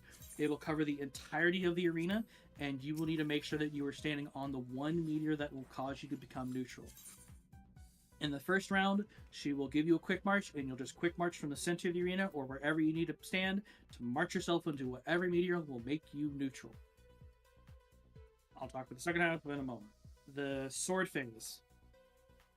Oh boy, this is the big one that gets a lot of people. She will go untargetable, and she will spawn 3 more clones of herself around the number markers up in the north. So like the 1, 2, 3, 4. They'll spawn like in between them. All 4 of these clones will start doing a giant cleave, and each clone will have its own unique temperature. So hot 1, hot 2, cold 1, cold 2. And what you need to do is you need to make sure you hit by only 1 sword and 1 sword only to help resolve your temperature. Thankfully, they made it pretty straightforward. I'm going to repost the GIF. The swords GIF right here. Oh, we lost a wiggler. Oh. Yeah, again, if you get wiggled, it's just it's kind of Jover for you. I'm sorry. We're at 46 now. Damn. Yeah, I know we lost. I know we lost Alexios back in for do like a power outage, which is like fine. I know the states are having some like weather issues. All right. Anyways, back on the swords phase. The boss will go untargetable. Spawn the 4 clones. Each clone will do its own thing. There will be one save tile in like the 4 number tiles up there. I will call that safe spot. Do not worry. I will always call it for you, and I will repeat it many times. What you need to understand and what you need to do is that you need to go 1 tile in a cardinal direction. So north, south, east, or west. You do not want to take a diagonal tile, or else you will die. Those singular cardinal tiles where you just walk 1 tile, those will be getting hit by 1 cleave and 1 cleave only. This allows you to safely get hit once and resolve your temperature. During the first half, you will only need to hit once, and that's it. If you happen to overstep your temperature, you might need to get hit again. That is fine. There's room for adjustment on the second cleave. Once each one of those mechanics is done, it'll check your temperature. It'll give you a check mark if you did it right. It'll give you an X and kill you if you don't. So please, if you need to stop doing DPS, please. I want you to do the mechanics correctly because dead DPS do 0 DPS. Now the second half of the mechanics, this is where I talking about the elemental brand debuff that you get. This isn't indicated anywhere else beside your debuff bar, so please look at it. Please know where your debuff bar is. This will further adjust your temperature based on what the debuff is. It could be of any type, but some mechanics only allow temperatures to be, adjusted certain ways, else they'll become impossible. Generally with the brand, I tell people they want to set their temperature to the same strength as the brand, just as the opposite element. Again, same strength as the brand, just the opposite element that your final temperature should be, because that brand will expire, it'll adjust the temperature back to neutral, and you'll be perfect. For an example, I always like to go, you start at cold 2, your brand is hot 1. So starting temperature above your head on your debuff bar is cold 2, you are too cold, and your brand is 1 hot plus 1. So following my mnemonic, same strength, I want to get to 1, just the opposite element. It was 1 hot, so I want to be 1 cold before as the mechanic ends, because then the brand debuff resolves, it'll set me back to neutral, my temperature is checked, I am good.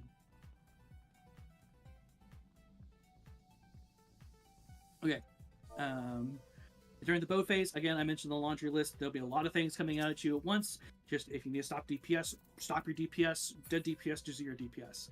It'll give you a quick march. It'll give you the brand. It'll give you the temperature. You need to march 2 squares to your appropriate tile. The main thing in bow phase is that you could have your temperature be already neutralized by your brand. If this happens, you can treat the nothing spot, the blank spot where there is no arrow, as its own arrow. The nothing arrow, as we love to call it. You can trace down that nothing spot to see where it would have landed if there was an arrow there, and you can just stand there. That's it. I love the nothing arrow. In staff phase, you will get no quick march. Unlike the first time around, you will have to march yourself into whatever meteor will make you neutral, while respecting the clones that spawn at the north and eastern ends. On the north and east edges of the arena, they will just do a straight line down their little tile row or column, and that is it. During the sword phase, the only change is that you have the brand. That's it. You may need to get hit twice to resolve your temperature, and that is it. The last thing I have to talk about, we'll get pulling, is the raid wipe, Gloria Boja. If you see this being casted, tanks, you will need to press Aether Shield. So at this time, the 1 tank in each party should go ahead and slot an Aether Shield. Whoever, said they would do it, slot an Aether Shield, and you will be looking for Gloria Boja, and you'll be pressing Aether Shield. Other boss side admits like Feint, Idle Reprisal, and Dismantle are perfect for them. And Cure 4s, I just heard it go off. As soon as you take damage, you hit Cure 4, you pretty much solve a lot of the healing problems. Okay. If there are any questions, feel free to ask now. If you're ready to go, you can get on the C marker. And we can get pulling. I am sorry for yapping. This fight has a lot going on to it. I cannot help you. This is very much a personal responsibility fight. This is often the wall for a lot of people because a lot of it is on you.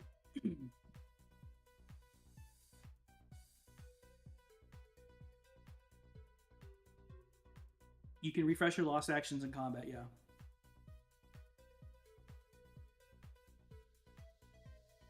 Some actions you can't use in combat, like Mimic, but majority of the time you can like replace lost actions mid-combat. That allows us to do like crazy speed kills that we've done in the past. Like we killed Trinity Seeker in 1 minute and 2 seconds. That was fun. Hey Lynn. What's up, Percy? Hi. I missed the TS speed kills. I Me missed too. that evil bard opener. That was evil. Whenever I have Demo's truly ready- never felt alive since then. Can I hijack CD? Yeah, once Demo's ready, we can get moving. Right, Demo's ready. Ilya, whenever you want.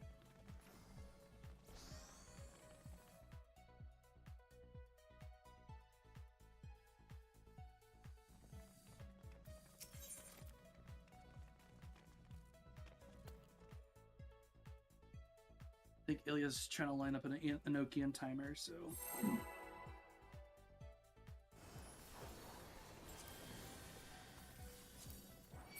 Okay. Oh yeah, don't sprint. Don't sprint during forced march. It will affect your speed at which you move. We have a lot of hello chat moments, but we don't really do that here. We don't do that in any progs, please. That's yeah, don't hit sprint.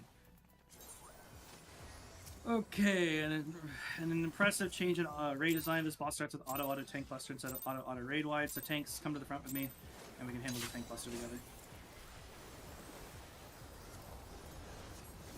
Tanks to the front with me. On the knot 1. Pop your 30 in your short mitt. And tanks. Aether Shield, Feint, Adder, Reprisal, Dismantle. Aether Shield, Feint, Adder, Reprisal, Dismantle. And we are getting into show and tell. Cut front, come to the front of the boss. Front of the boss. Come to the front of the boss. Front of the boss. After this goes off, everybody can get behind the boss. Everybody can pre-position behind. Dealt, out and away when you stop spinning, or at the flash of light. Get out now, out now, out now. Everybody out. Back in. And stay behind the boss. She will recenter herself. And we are starting with a bow, sword, staff this afternoon. Alright, tanks to the front with me again, please. Tanks to the front. You are getting a quick march. Look at your debuff bar. Ace will go away. Look at your debuff bar. You have a quick march. You're gonna march. Whoa, Ilya, watch out. Ooh, Ilya didn't get hit. Perfect. God. You're gonna march away from the Pillar of Flames. Use that quick march to march away. You get march 2 squares. We're going to D Delta. March yourself from the center to D Delta. Here we go. If you see anybody going in the wrong direction, feel free to rescue them. If they re-raise, rescue them as well. You are getting a temperature above your head. You are getting a temperature above your head. Look at it now, or on your debuff bar.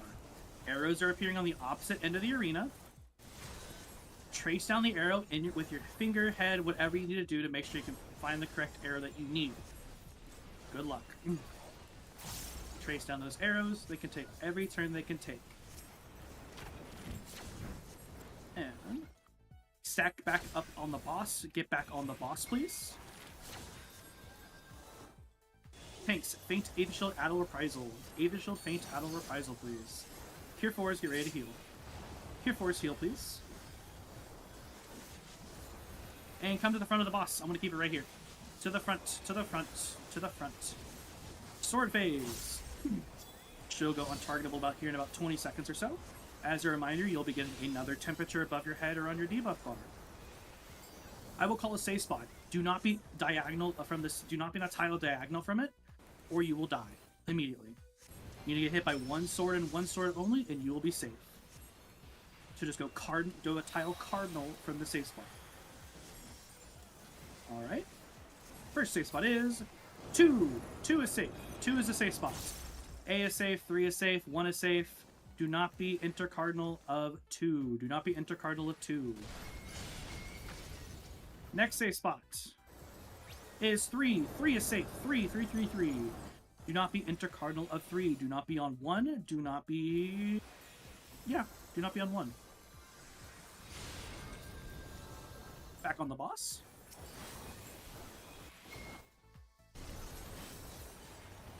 And tanks, Aether Shield, Feint, Addle, Reprisal. Aether Shield, Feint, Addle, and Reprisal. Cure Force, heal. And range, you can pre-position out and away. Melee, get ready to get out. Dealt, out and away when she stops spinning or at the flash of light. Out now. Everybody stack up on the 3 marker in the center of the arena. You are getting your temperature now. You are getting your temperature now. Look above your head or on your debuff bar. You are also getting a quick march. You're going to use this quick march to march in the center of the arena to where every meteor will make you neutral. No more rising, by the way. You will get people killed. I should have said that earlier. My apologies. Meteors, just a little bit of AoE, a little bit of healing, please.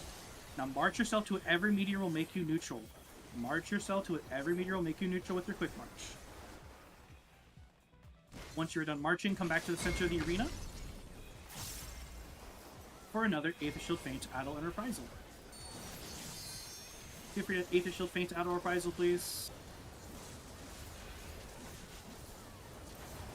Cure Force, heal. And we can get south of the 3 marker because she will recenter herself for bow phase 2. This is the laundry list. There's a lot of things coming up. Behind the boss, behind the boss, behind the boss. Get behind the boss. Doro Tank Buster here. It'll be later. Alright. Look north and east. We are getting on the white tiles. Get on the white intercardinal tiles. Get on the white tiles. We're going to go to D. Hit sprint. Run to D. Run to D. All the way to D. Yeah. Alright. Hot and cold, you're getting a temperature. Look above your head or on your debuff bar now. You are getting your elemental brand as well. Do the math in your head. Same strength, opposite temperature, opposite element. Same strength, opposite element as your brand. Do the math in your head. You got your quick march as well. You're gonna march. Oop, never fucking mind. We don't have to do it. Thank fuck. That mechanic always kills everybody. Whew. I had no nothing arrow because I got the buffs, but we didn't see it. Dude, Yeah, no. I saw I think it was Claire got raised right as I saw meteors start appearing, and I literally had to click on them to see if they got the hot or cold, and they did not. Oh yeah, no, I got scared too. I was like, oh, goodbye. All right.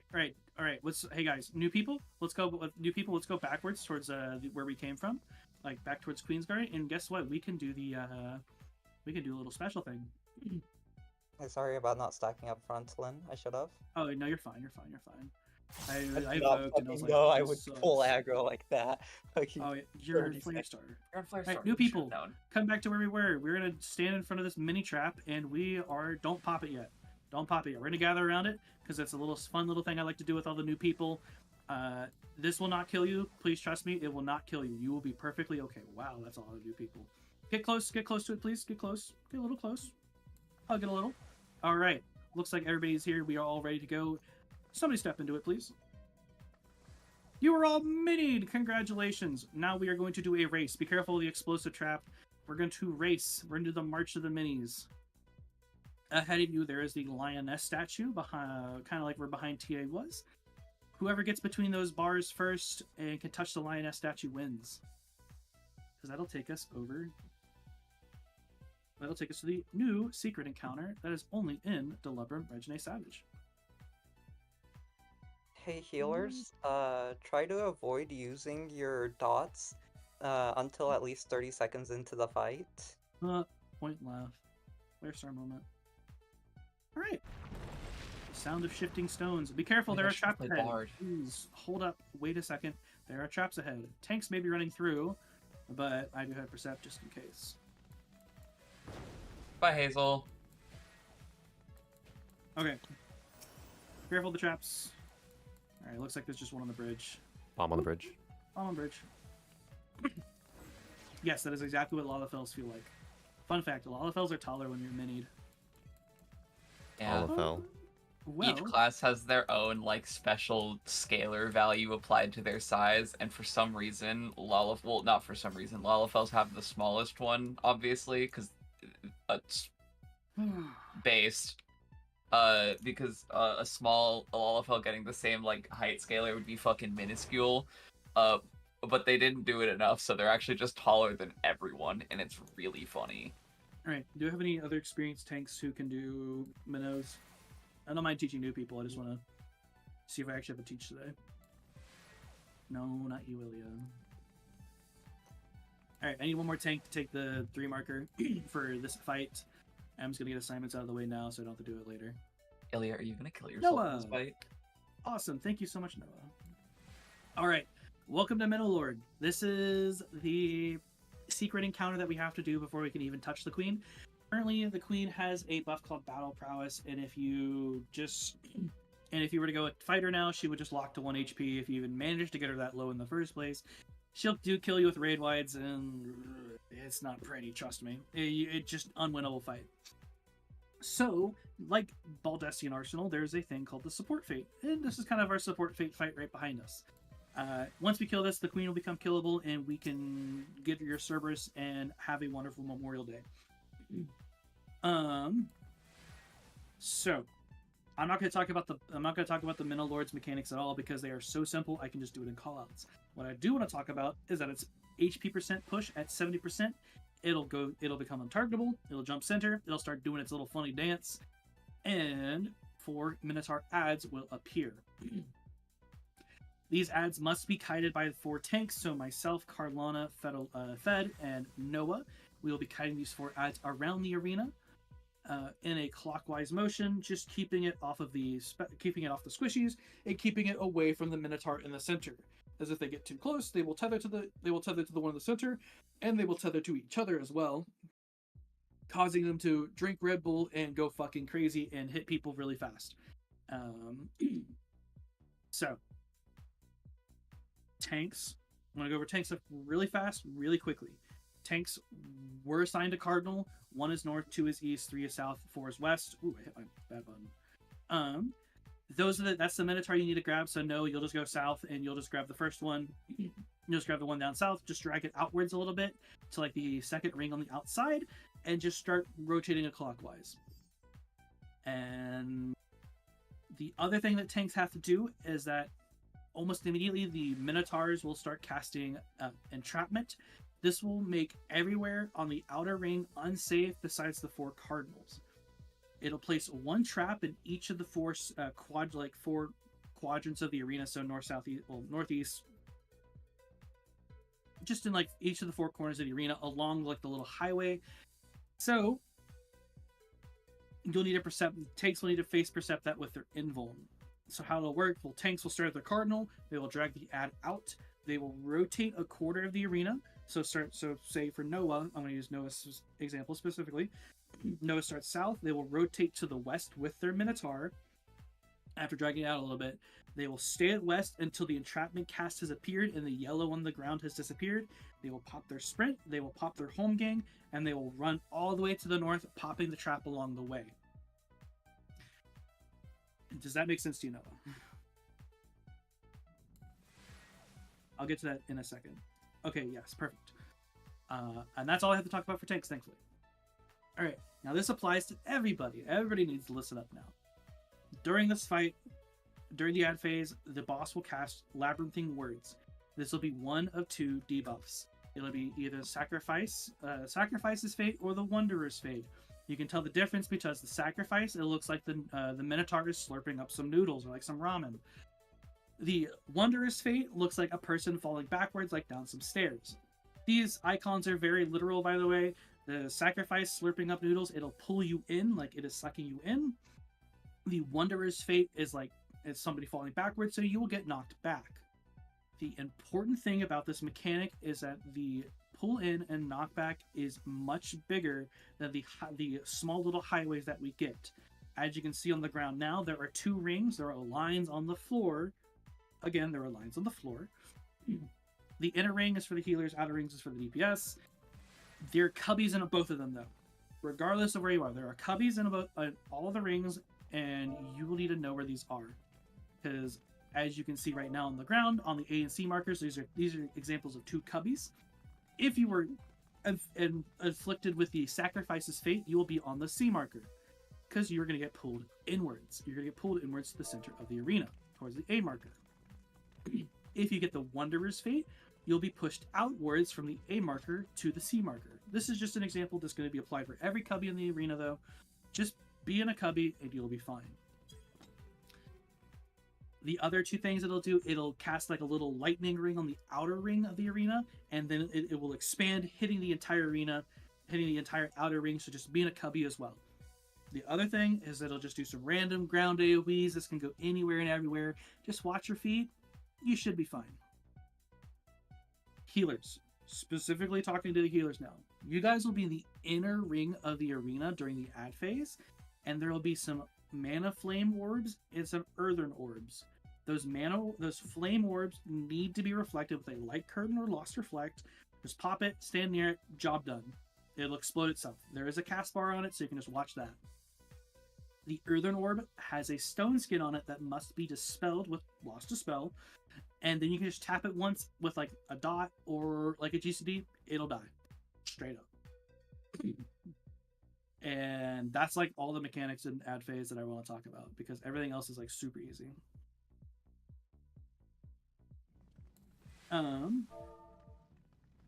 Do ads get rend? You do not need to rend the ads. I don't have dispel, but I got my light cards. Yeah, that's fine. I think I have plenty of people who can do both. I see some dispellers, I see some reflectors, I see some people who can do both, so we should be fine. Now to the DPS specifically, all the DPS are people who do not have jobs, tanks who do not have jobs. You will all go south towards the 3 marker. I'm actually going to put the markers now. Everybody go down south towards the 3 marker if you do not have a job, and you will just, your one and only goal is just to death blob all of the minotaurs as they rotate around the arena. So, if there's no questions, I think that's all I need to say about this fight.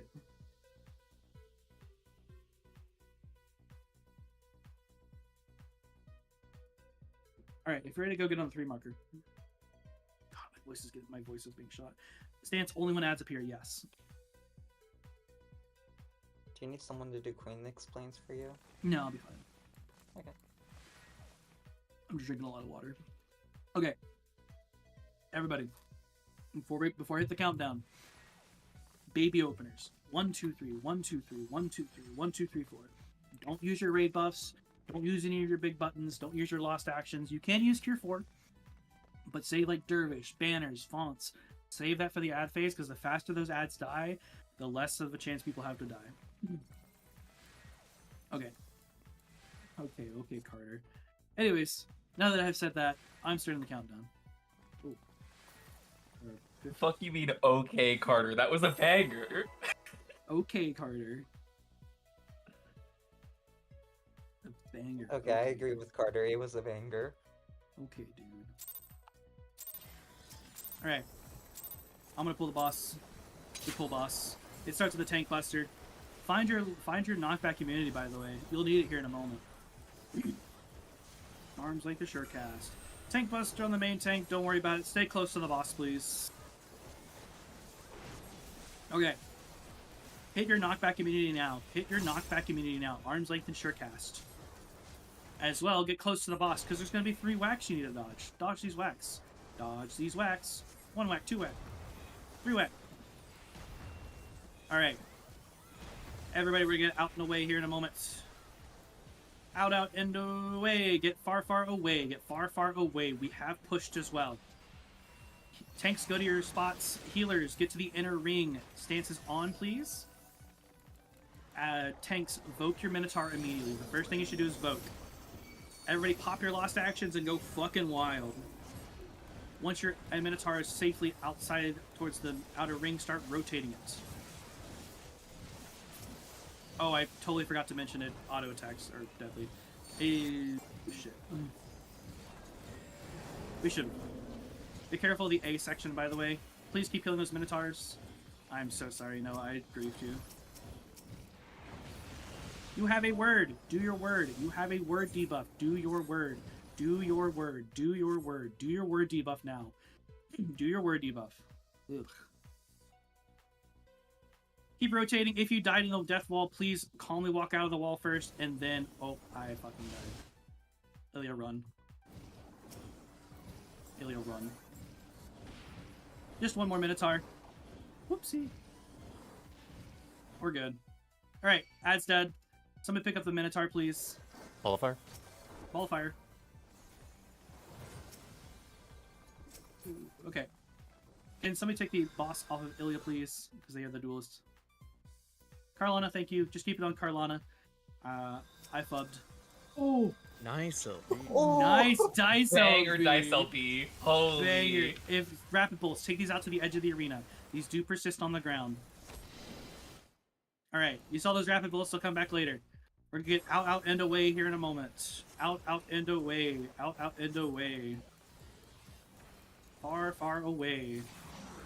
Back in on the boss. Ooh. Take these rapid bolts out and away, please. Take these rapid bolts out and away. Take these out and away. Oops, somebody found the poison. Oh, poison trap exploded itself. Excuse me. Run half the arena away is safe. Half the arena away is safe. Afterwards, will be 3 more whacks. Either get far away or get close. Hey, everybody's gonna have to get close. Run, get close, get close, get close. Alright, Tank Buster on Carlana here in a moment. Just get away from Carlana, they're up north. And this is your last chance for Gage. I do apologize for that, Noah. I probably should have been a bit more thorough. Yeah, so I've neglected to mention that the Minotaur adds, if they do auto-attack you, they do give you a Ruin stack. And at this point, it is twice come Ruin, and if you get hit auto twice, you just die. So, whoops. That was a crazy dice LB, by the way, if you also don't know what happened there.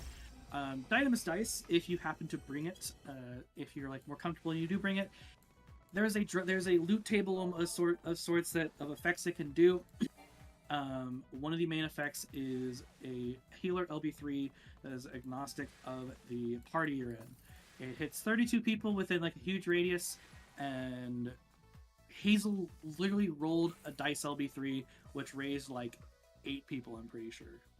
Hazel's a gambler right now. I was about to say it's cringe, but I brought a gambler in my bag just in case like 12 people died or something, and yeah. Honestly, that's like gambler Dynamis Dice is like the clip farming. Hey, listen, at least you're on a fizz range. Yeah. Well, Only keep talking acceptable clip role to bring farms gambler on. today. Yeah, no. Gambler Dice Do not is listen like, to Big Gambler. You cannot gambler rend on Monk. It does not work. So if you're wondering what the chances are, that was like a 33% chance for the dice LB to go off. Without Gambler, it's like 3% or whatever. Yeah. With Gambler, it's because Gambler removes all of the quote-unquote negative effects, so things like, oh, it gives you the bleed, it gives you a pyretic. Does it give you a pyretic? Is that real? Yeah. Yeah, Okay. that's it- real. I was like, did I make that up? It gets rid of the frog. Frog is really funny. But for some reason it doesn't get rid of the doom, so you actually have a higher % chance to just get the doom and fucking die from a dice LB if you have Gambler. Does this actually have the effects? Oh, it has the effects, but somebody did add it. Nice. Yeah, I don't know who added the dice table, the chance table. Yeah, that was Eric Dinglefart's doing. Probably Shout outs Dr. to Eric Agon. Dinglefart. I miss I Eric miss Dinglefart. Miss Eric. Dude, we need him back. Yeah, thank you, Claire. Do Okay. we happen to have a fizz target? I will be Fizz target. It's marked as 3. I'll be doing it during countdown. Okay, welcome to Queen. This is the big kahuna. This is the big old fight. This is the big one. We'll be out of here in like less than 2 hours and 5 minutes. Holy shit. This is a fast Anyprog. Okay, a lot of this is just a collar check. We are passing out Shell 2, by the way, so if people want to get Shell 2, get behind the purple line and we can start passing it out. This is mostly a collar check, especially for like the chest mechanics, but I do want to cover a couple of personal responsibility items that you will need to be aware of. During the first chess mechanic, that is a full uptime mechanic, and it is generally pretty chill. It is mostly just listen to me. I will do my best to guide us to safety. There are some cursed patterns. There are some really, really cringe patterns out there, but I'll mostly focus on just keeping us safe. The other chess, other two times the chess mechanic appears, these are called super chess. These are downtime mechanics, so there is no boss to hit. There is only mechanics to focus on. When this happens, you'll get Queen's Edict will be casted. You will get 2 debuffs. These 2 debuffs, if you look in DRS Learning, you can actually see what these debuffs look like. It is the second to last image with the Roman numerals and the dots. You'll get 2 of these. You will need to add these debuffs together to know your starting number, or to get your number for your starting position. So there's only 5, 6, and 7. There is no other numbers you can get, so only 5, 6, and 7. I will tell you where to stand. You can see that in the image right above it of like the diagram of like where to stand, like back unsafe, side unsafe, because there are ads on the edges of the arena that will move, and they will move on their own dots as well. They'll do plus AoEs, lines on the floor, pretty straightforward. I will tell you where to stand, so do not worry. The only thing I need to make sure that you're doing correctly is the debuffs, specifically for the dots. You may have 2 debuffs and you may have just added them together, but once you figure that out, you need to separate those 2 buffs again, and you need to think of them as their own separate movements. For example, I got a 5. I have a 2 and a 3. When I split those back up, I will need to do a movement of 2 tiles or 2 chess spaces, and then I will stop. I will get stunned. It'll check my progress and be like, you moved 2 squares, good job, you followed the Queen's Edict. And then the next debuff will activate, forcing me to move 3 squares, and then I'll move those 3 squares. It'll stun me, it'll check me, it'll give me a thumbs up saying you moved 3 squares. If you overwalk your debuff, example, you have 2, you walk 3 squares instead, you'll get the pink spike above your head. This gives you a doom that will expire in 3 seconds if you do not walk backwards to return to the only moving 2 squares. If you underwalk your debuff, so I only walk 1 tile instead, it'll check me, it'll be like, you didn't do it right. It'll hit me with a ruin stack, and more, I think it pretty much just kills you. I'm pretty sure the failing kills you outright. So please, the easiest way to do these mechanics is that you get the dots above your head, you walk until those disappear. As soon as they disappear, you stop in the tile that you're standing in, and that is it. That is it. You will get stunned, it'll check you, walk your second one. So, order of operations. Boss goes untargetable, you have your debuffs. I will tell you to go either north or south, away from the home square, because there will be only 1 square safe by the time the mechanic ends. I will tell you, say like 5s go here, 6s go there, 7s go there.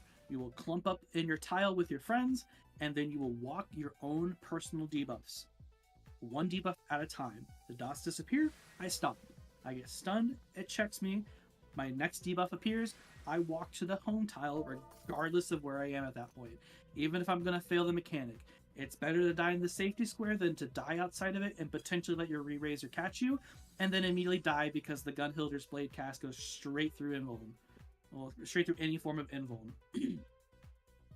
And that is chess. I said a lot.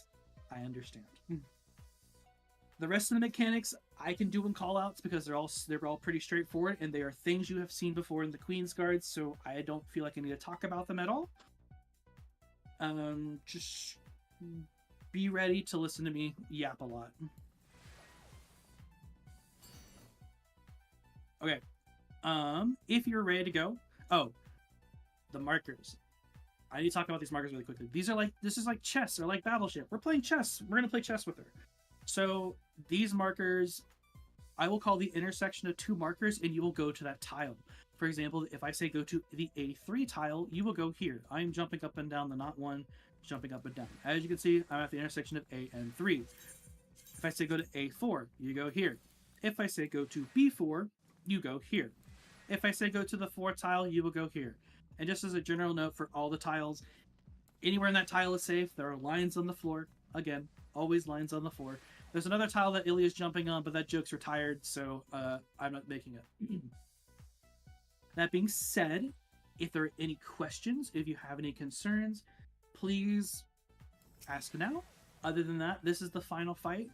I am proud to have taken you all this far, and I hope to get you all your clears. Aether Shield, yes! Aether Shield, thank you. In this fight, we need more Aether Shield. The Empyrean Iniquity raid wide is the big raid wide, same with God Save the Queen, as we will need to Aether Shield those raid wides when we see them. I will call it out, and we will need to Cure 4, heal through those as well. Oh, thank you so much. Thank you so much, guys. The other major thing I need to talk about, this is another personal responsibility mechanic. The Sovereignty Gauge. It is a duty gauge that will appear, and it'll tick up to 100. As soon as it hits 100, the Queen will return to where she's standing, kind of where she is right now. She will spawn 5 lightning orbs around the arena. These are deadly. These will one-shot you, and these will go through your Razors. So please, please, please be ready for them. These need to be opened up for the Maelstrom Bolt raid wide. No Aether Shield there. Just have a light curtain. As soon as they hit your light curtains, you'll hit it, and you'll go stand with a lightning orb. It'll explode. It'll pop open the bubble, and you can just AFK and sit there. If you... That's so funny. Alright, if you do not have a light curtain and you want to make sure that you are not getting hit, I will be standing away from the lightning orbs, so not one. I'll be standing away from them, far, far away, so you will not get hit, and you can just follow me, and everybody else can handle the reflecting. Thank you for calling that out for me. I'm glad I got to mention it. Other than that, I think that's all I have to say here. If you're ready to go get on the 4 tile, last call for Shell 2. Tanks, have your Aether Shield ready to go. Hi, once again, I am reminding healers, please do not use your dot for like the first 30 seconds of the fight. Thank you. Dispel, yes, Dispel, thank you so much.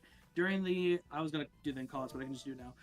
During the Sovereignty thing, the boss will get 4 debuffs. These must be dispelled as well. Just cast Dispel until all the buffs are gone, and you'll be fine. I'll be handling the cleansing slashes. Don't worry about it. I'm tank privileged, so. Oh, I'm ready. I'm sorry. I'm like drinking water. I'm also ready. Okay. Yeah. Just cast the Enochian cycle. But if healers can't do DPS. Yeah, DPS are fine to dot. Healers just do not. Okay. Looks like we're ready to go. Let's go. Alright. We'll also start with soft chest, so the uptime chest, the really fucking annoying one. And we will get into mechanics afterwards. Let's just start with the raid wide. So tanks, please have me the shield. This is the big kahuna, everybody. Take a deep breath. You'll be fine. Take a deep breath. Breathe in, breathe out. Just another day in the office, you know? Let us begin. This boss does start off with a raid wide, so tanks, feel free to hit your Aether Shield, feint, Adel, Reprisal. Tanks, Aether Shield, everybody else, feint, Adel, Reprisal. Tier 4s, get ready to heal.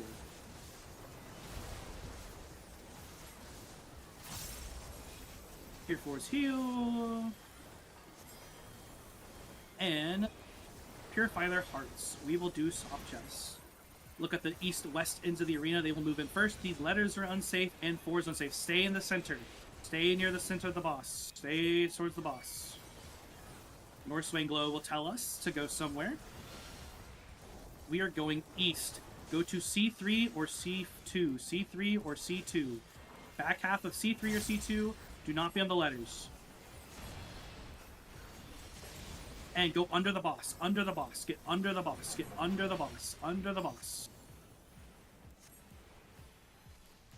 Hey, love that pattern. Cleansing Slash is coming up. This is a tank buster, but I like to cheese it with a little bit of... Give me that. I like to give it a little bit of cheese with a Pure Invuln. Pure Invulns do not get Doom. Typically, this does give a Doom and a physical Vuln, but since I am a Paladin with Blood Rage, I can ignore that and just take every buster. Aether Shield Feint out of Reprisal. Aether Shield Feint out of Reprisal. Cure Force. Heal the party.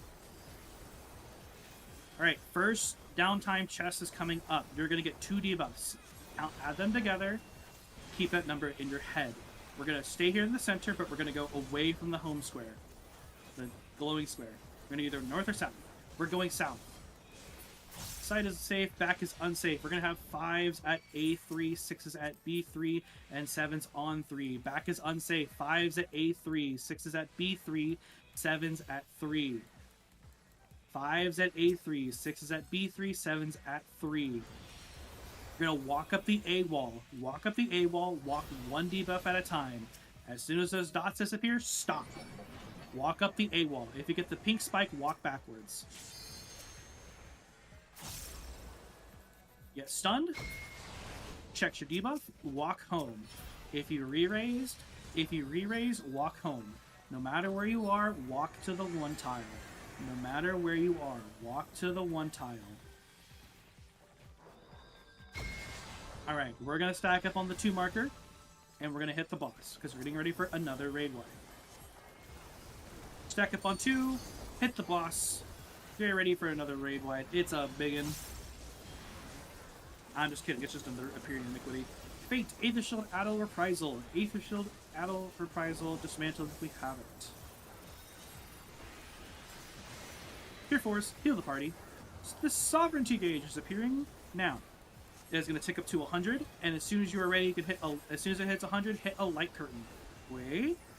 If you need to follow not 1, if you don't have a light curtain, you can follow me. I will be safe. Hit that light curtain now. Not 1 is safe. The ignore 1 will be safe. Hit that light curtain. Hit that light curtain. Get into a bubble. Any bubble will do. Get into an open bubble. An open bubble. The spells look good. Thank you so much, guys. Get to the center of the arena. We are beginning our first Relentless plays. These are like the Relentless Battery Trio mechanics from Queensguard. First things first is going to be Wind and Lightning Tethers. Wind and Lightning Tethers.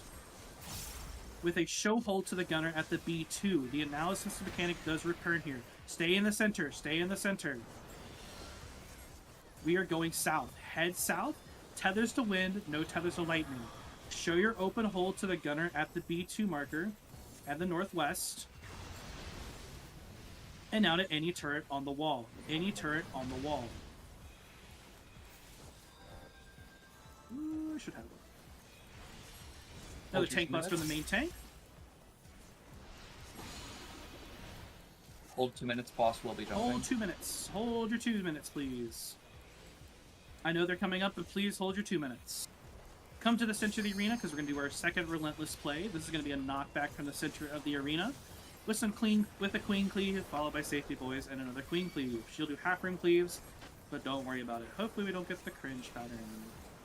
Do not be in the way of the Night Stash as a general kind reminder. Easy mode.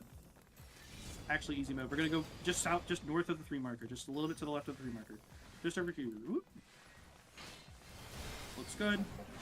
We're going to A or D. Stay. Wait. We're going to D. We're going to the D marker. To D. Everybody to D. Everybody to D. Alright, as she comes back, you're going to 2 minutes.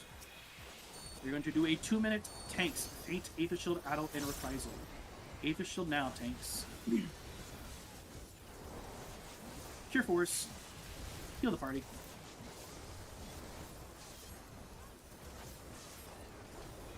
And she will go untargetable for another Queen's Edict. She fucking won't. No, she fucking won't. Yeah, dude, we love that. Congratulations, everybody, on your dogs. Congratulations, everybody, on your dogs. Psych on that second. Psych on that second Queen.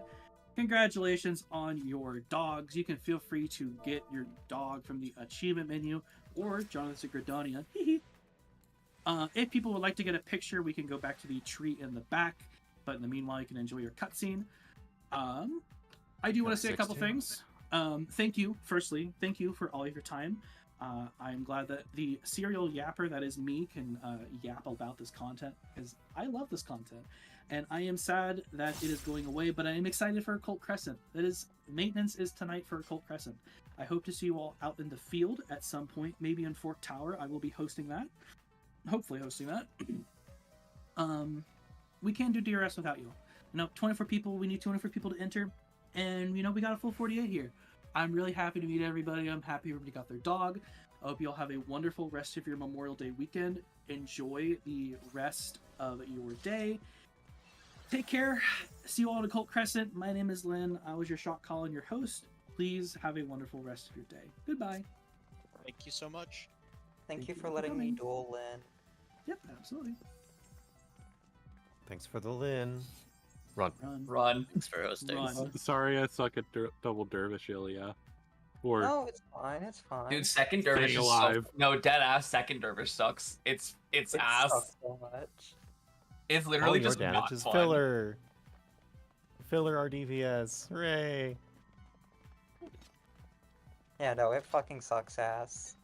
I always tell people, even when I'm dancer and I'm max chaining, I'm like, I'm fucking dervishing after this 30 seconds is done. Damn, I was super not locked in this run. What are you talking Yeah. about? You had the second highest DPS on QG. Wait, did I? Yeah. Dude, fucking spot. Dude, no, you should have seen my positioning during. You should. I don't know if you saw my fucking dashes that I was doing during Fire Frogs. I didn't fucking notice. I used one single target GCD the whole time during that phase. Holy shit. All right. If you want to post pictures, feel free to put it in the DRS Learning channel. Other than that, y'all are free to go. Don't let me keep you here. I do appreciate everybody's time. You can go verify you're clear in the verification channel. Other than that, I'm done with DRS until 2 weeks from now. Yeah. I was like, So real. if I've mentioned this in another Discord that I'm in with friends, but like if Fort Triangle or Fort Tower, or the fuck Fort Tower, it's a Occult Crescent. Fort Tower is like not as impressive and huge as a lot of people are hyping it up to be, which is like my personal opinion or my personal like estimation. The content will probably swell a lot. Foe will get a lot of new members, and then I'll probably just use that swell to bring back my Anyprog after I'm done moving. True. Just because, like, if Fort Tower is not the huge, like, BA that everyone is hoping it will be, we'll have a lot of people in here who are joining for OC, but, like, will be hungry for, a more interesting instance. And a lot of them will probably have not done DRS before, and they'll be joining for the new foray. I'm keeping up my optimism. Hopeful. I hope it's fun. I'm probably not going to be playing too much of it on launch because I've been kind of in a slump for 14. But I know. Regardless, I hope the content is fun because I know everyone's real excited about it. Yeah, I'm excited for it. Carter's coping because I don't want to do BA too. So fucking true, Opal. Genuinely true. I hate BA. My worry is that Fort Tower is like goated content, but it still works like BA, like getting into BA. And I'm going to want to host the content, but I never want to host something like BA ever again. That was, I hate it. But BA like now is so ass compared to like when it launched, when it actually had hands. Like. No, Carter, you're coping because you don't want to. You're coping. You want it to be so bad because you want to continue playing Maple. So fucking real. Genuinely true. Fucking Maple changed this bitch permanently. So true. Maple players not knowing when to shut the fuck up. Dude, I love that game. I'm sorry. It's goated. It is goated. Crypto Link is about to fucking crack this game open. Dude, if it's real, like if we're just getting the 1-to-1, if we get the like 1-to-1 representation of what it is in Maple M on GMS, like it's fucking over. Like so many classes are gonna be able to like actually have affordable like cooldown setups for their class. Cause like Oh yeah, I want to play 0, but I need a fucking -5 CD hat for Biss. I Like, wanna yeah, play dude. fucking Okay. I want to play Absorption Lara. Let me Dude. get my 27. Let me get my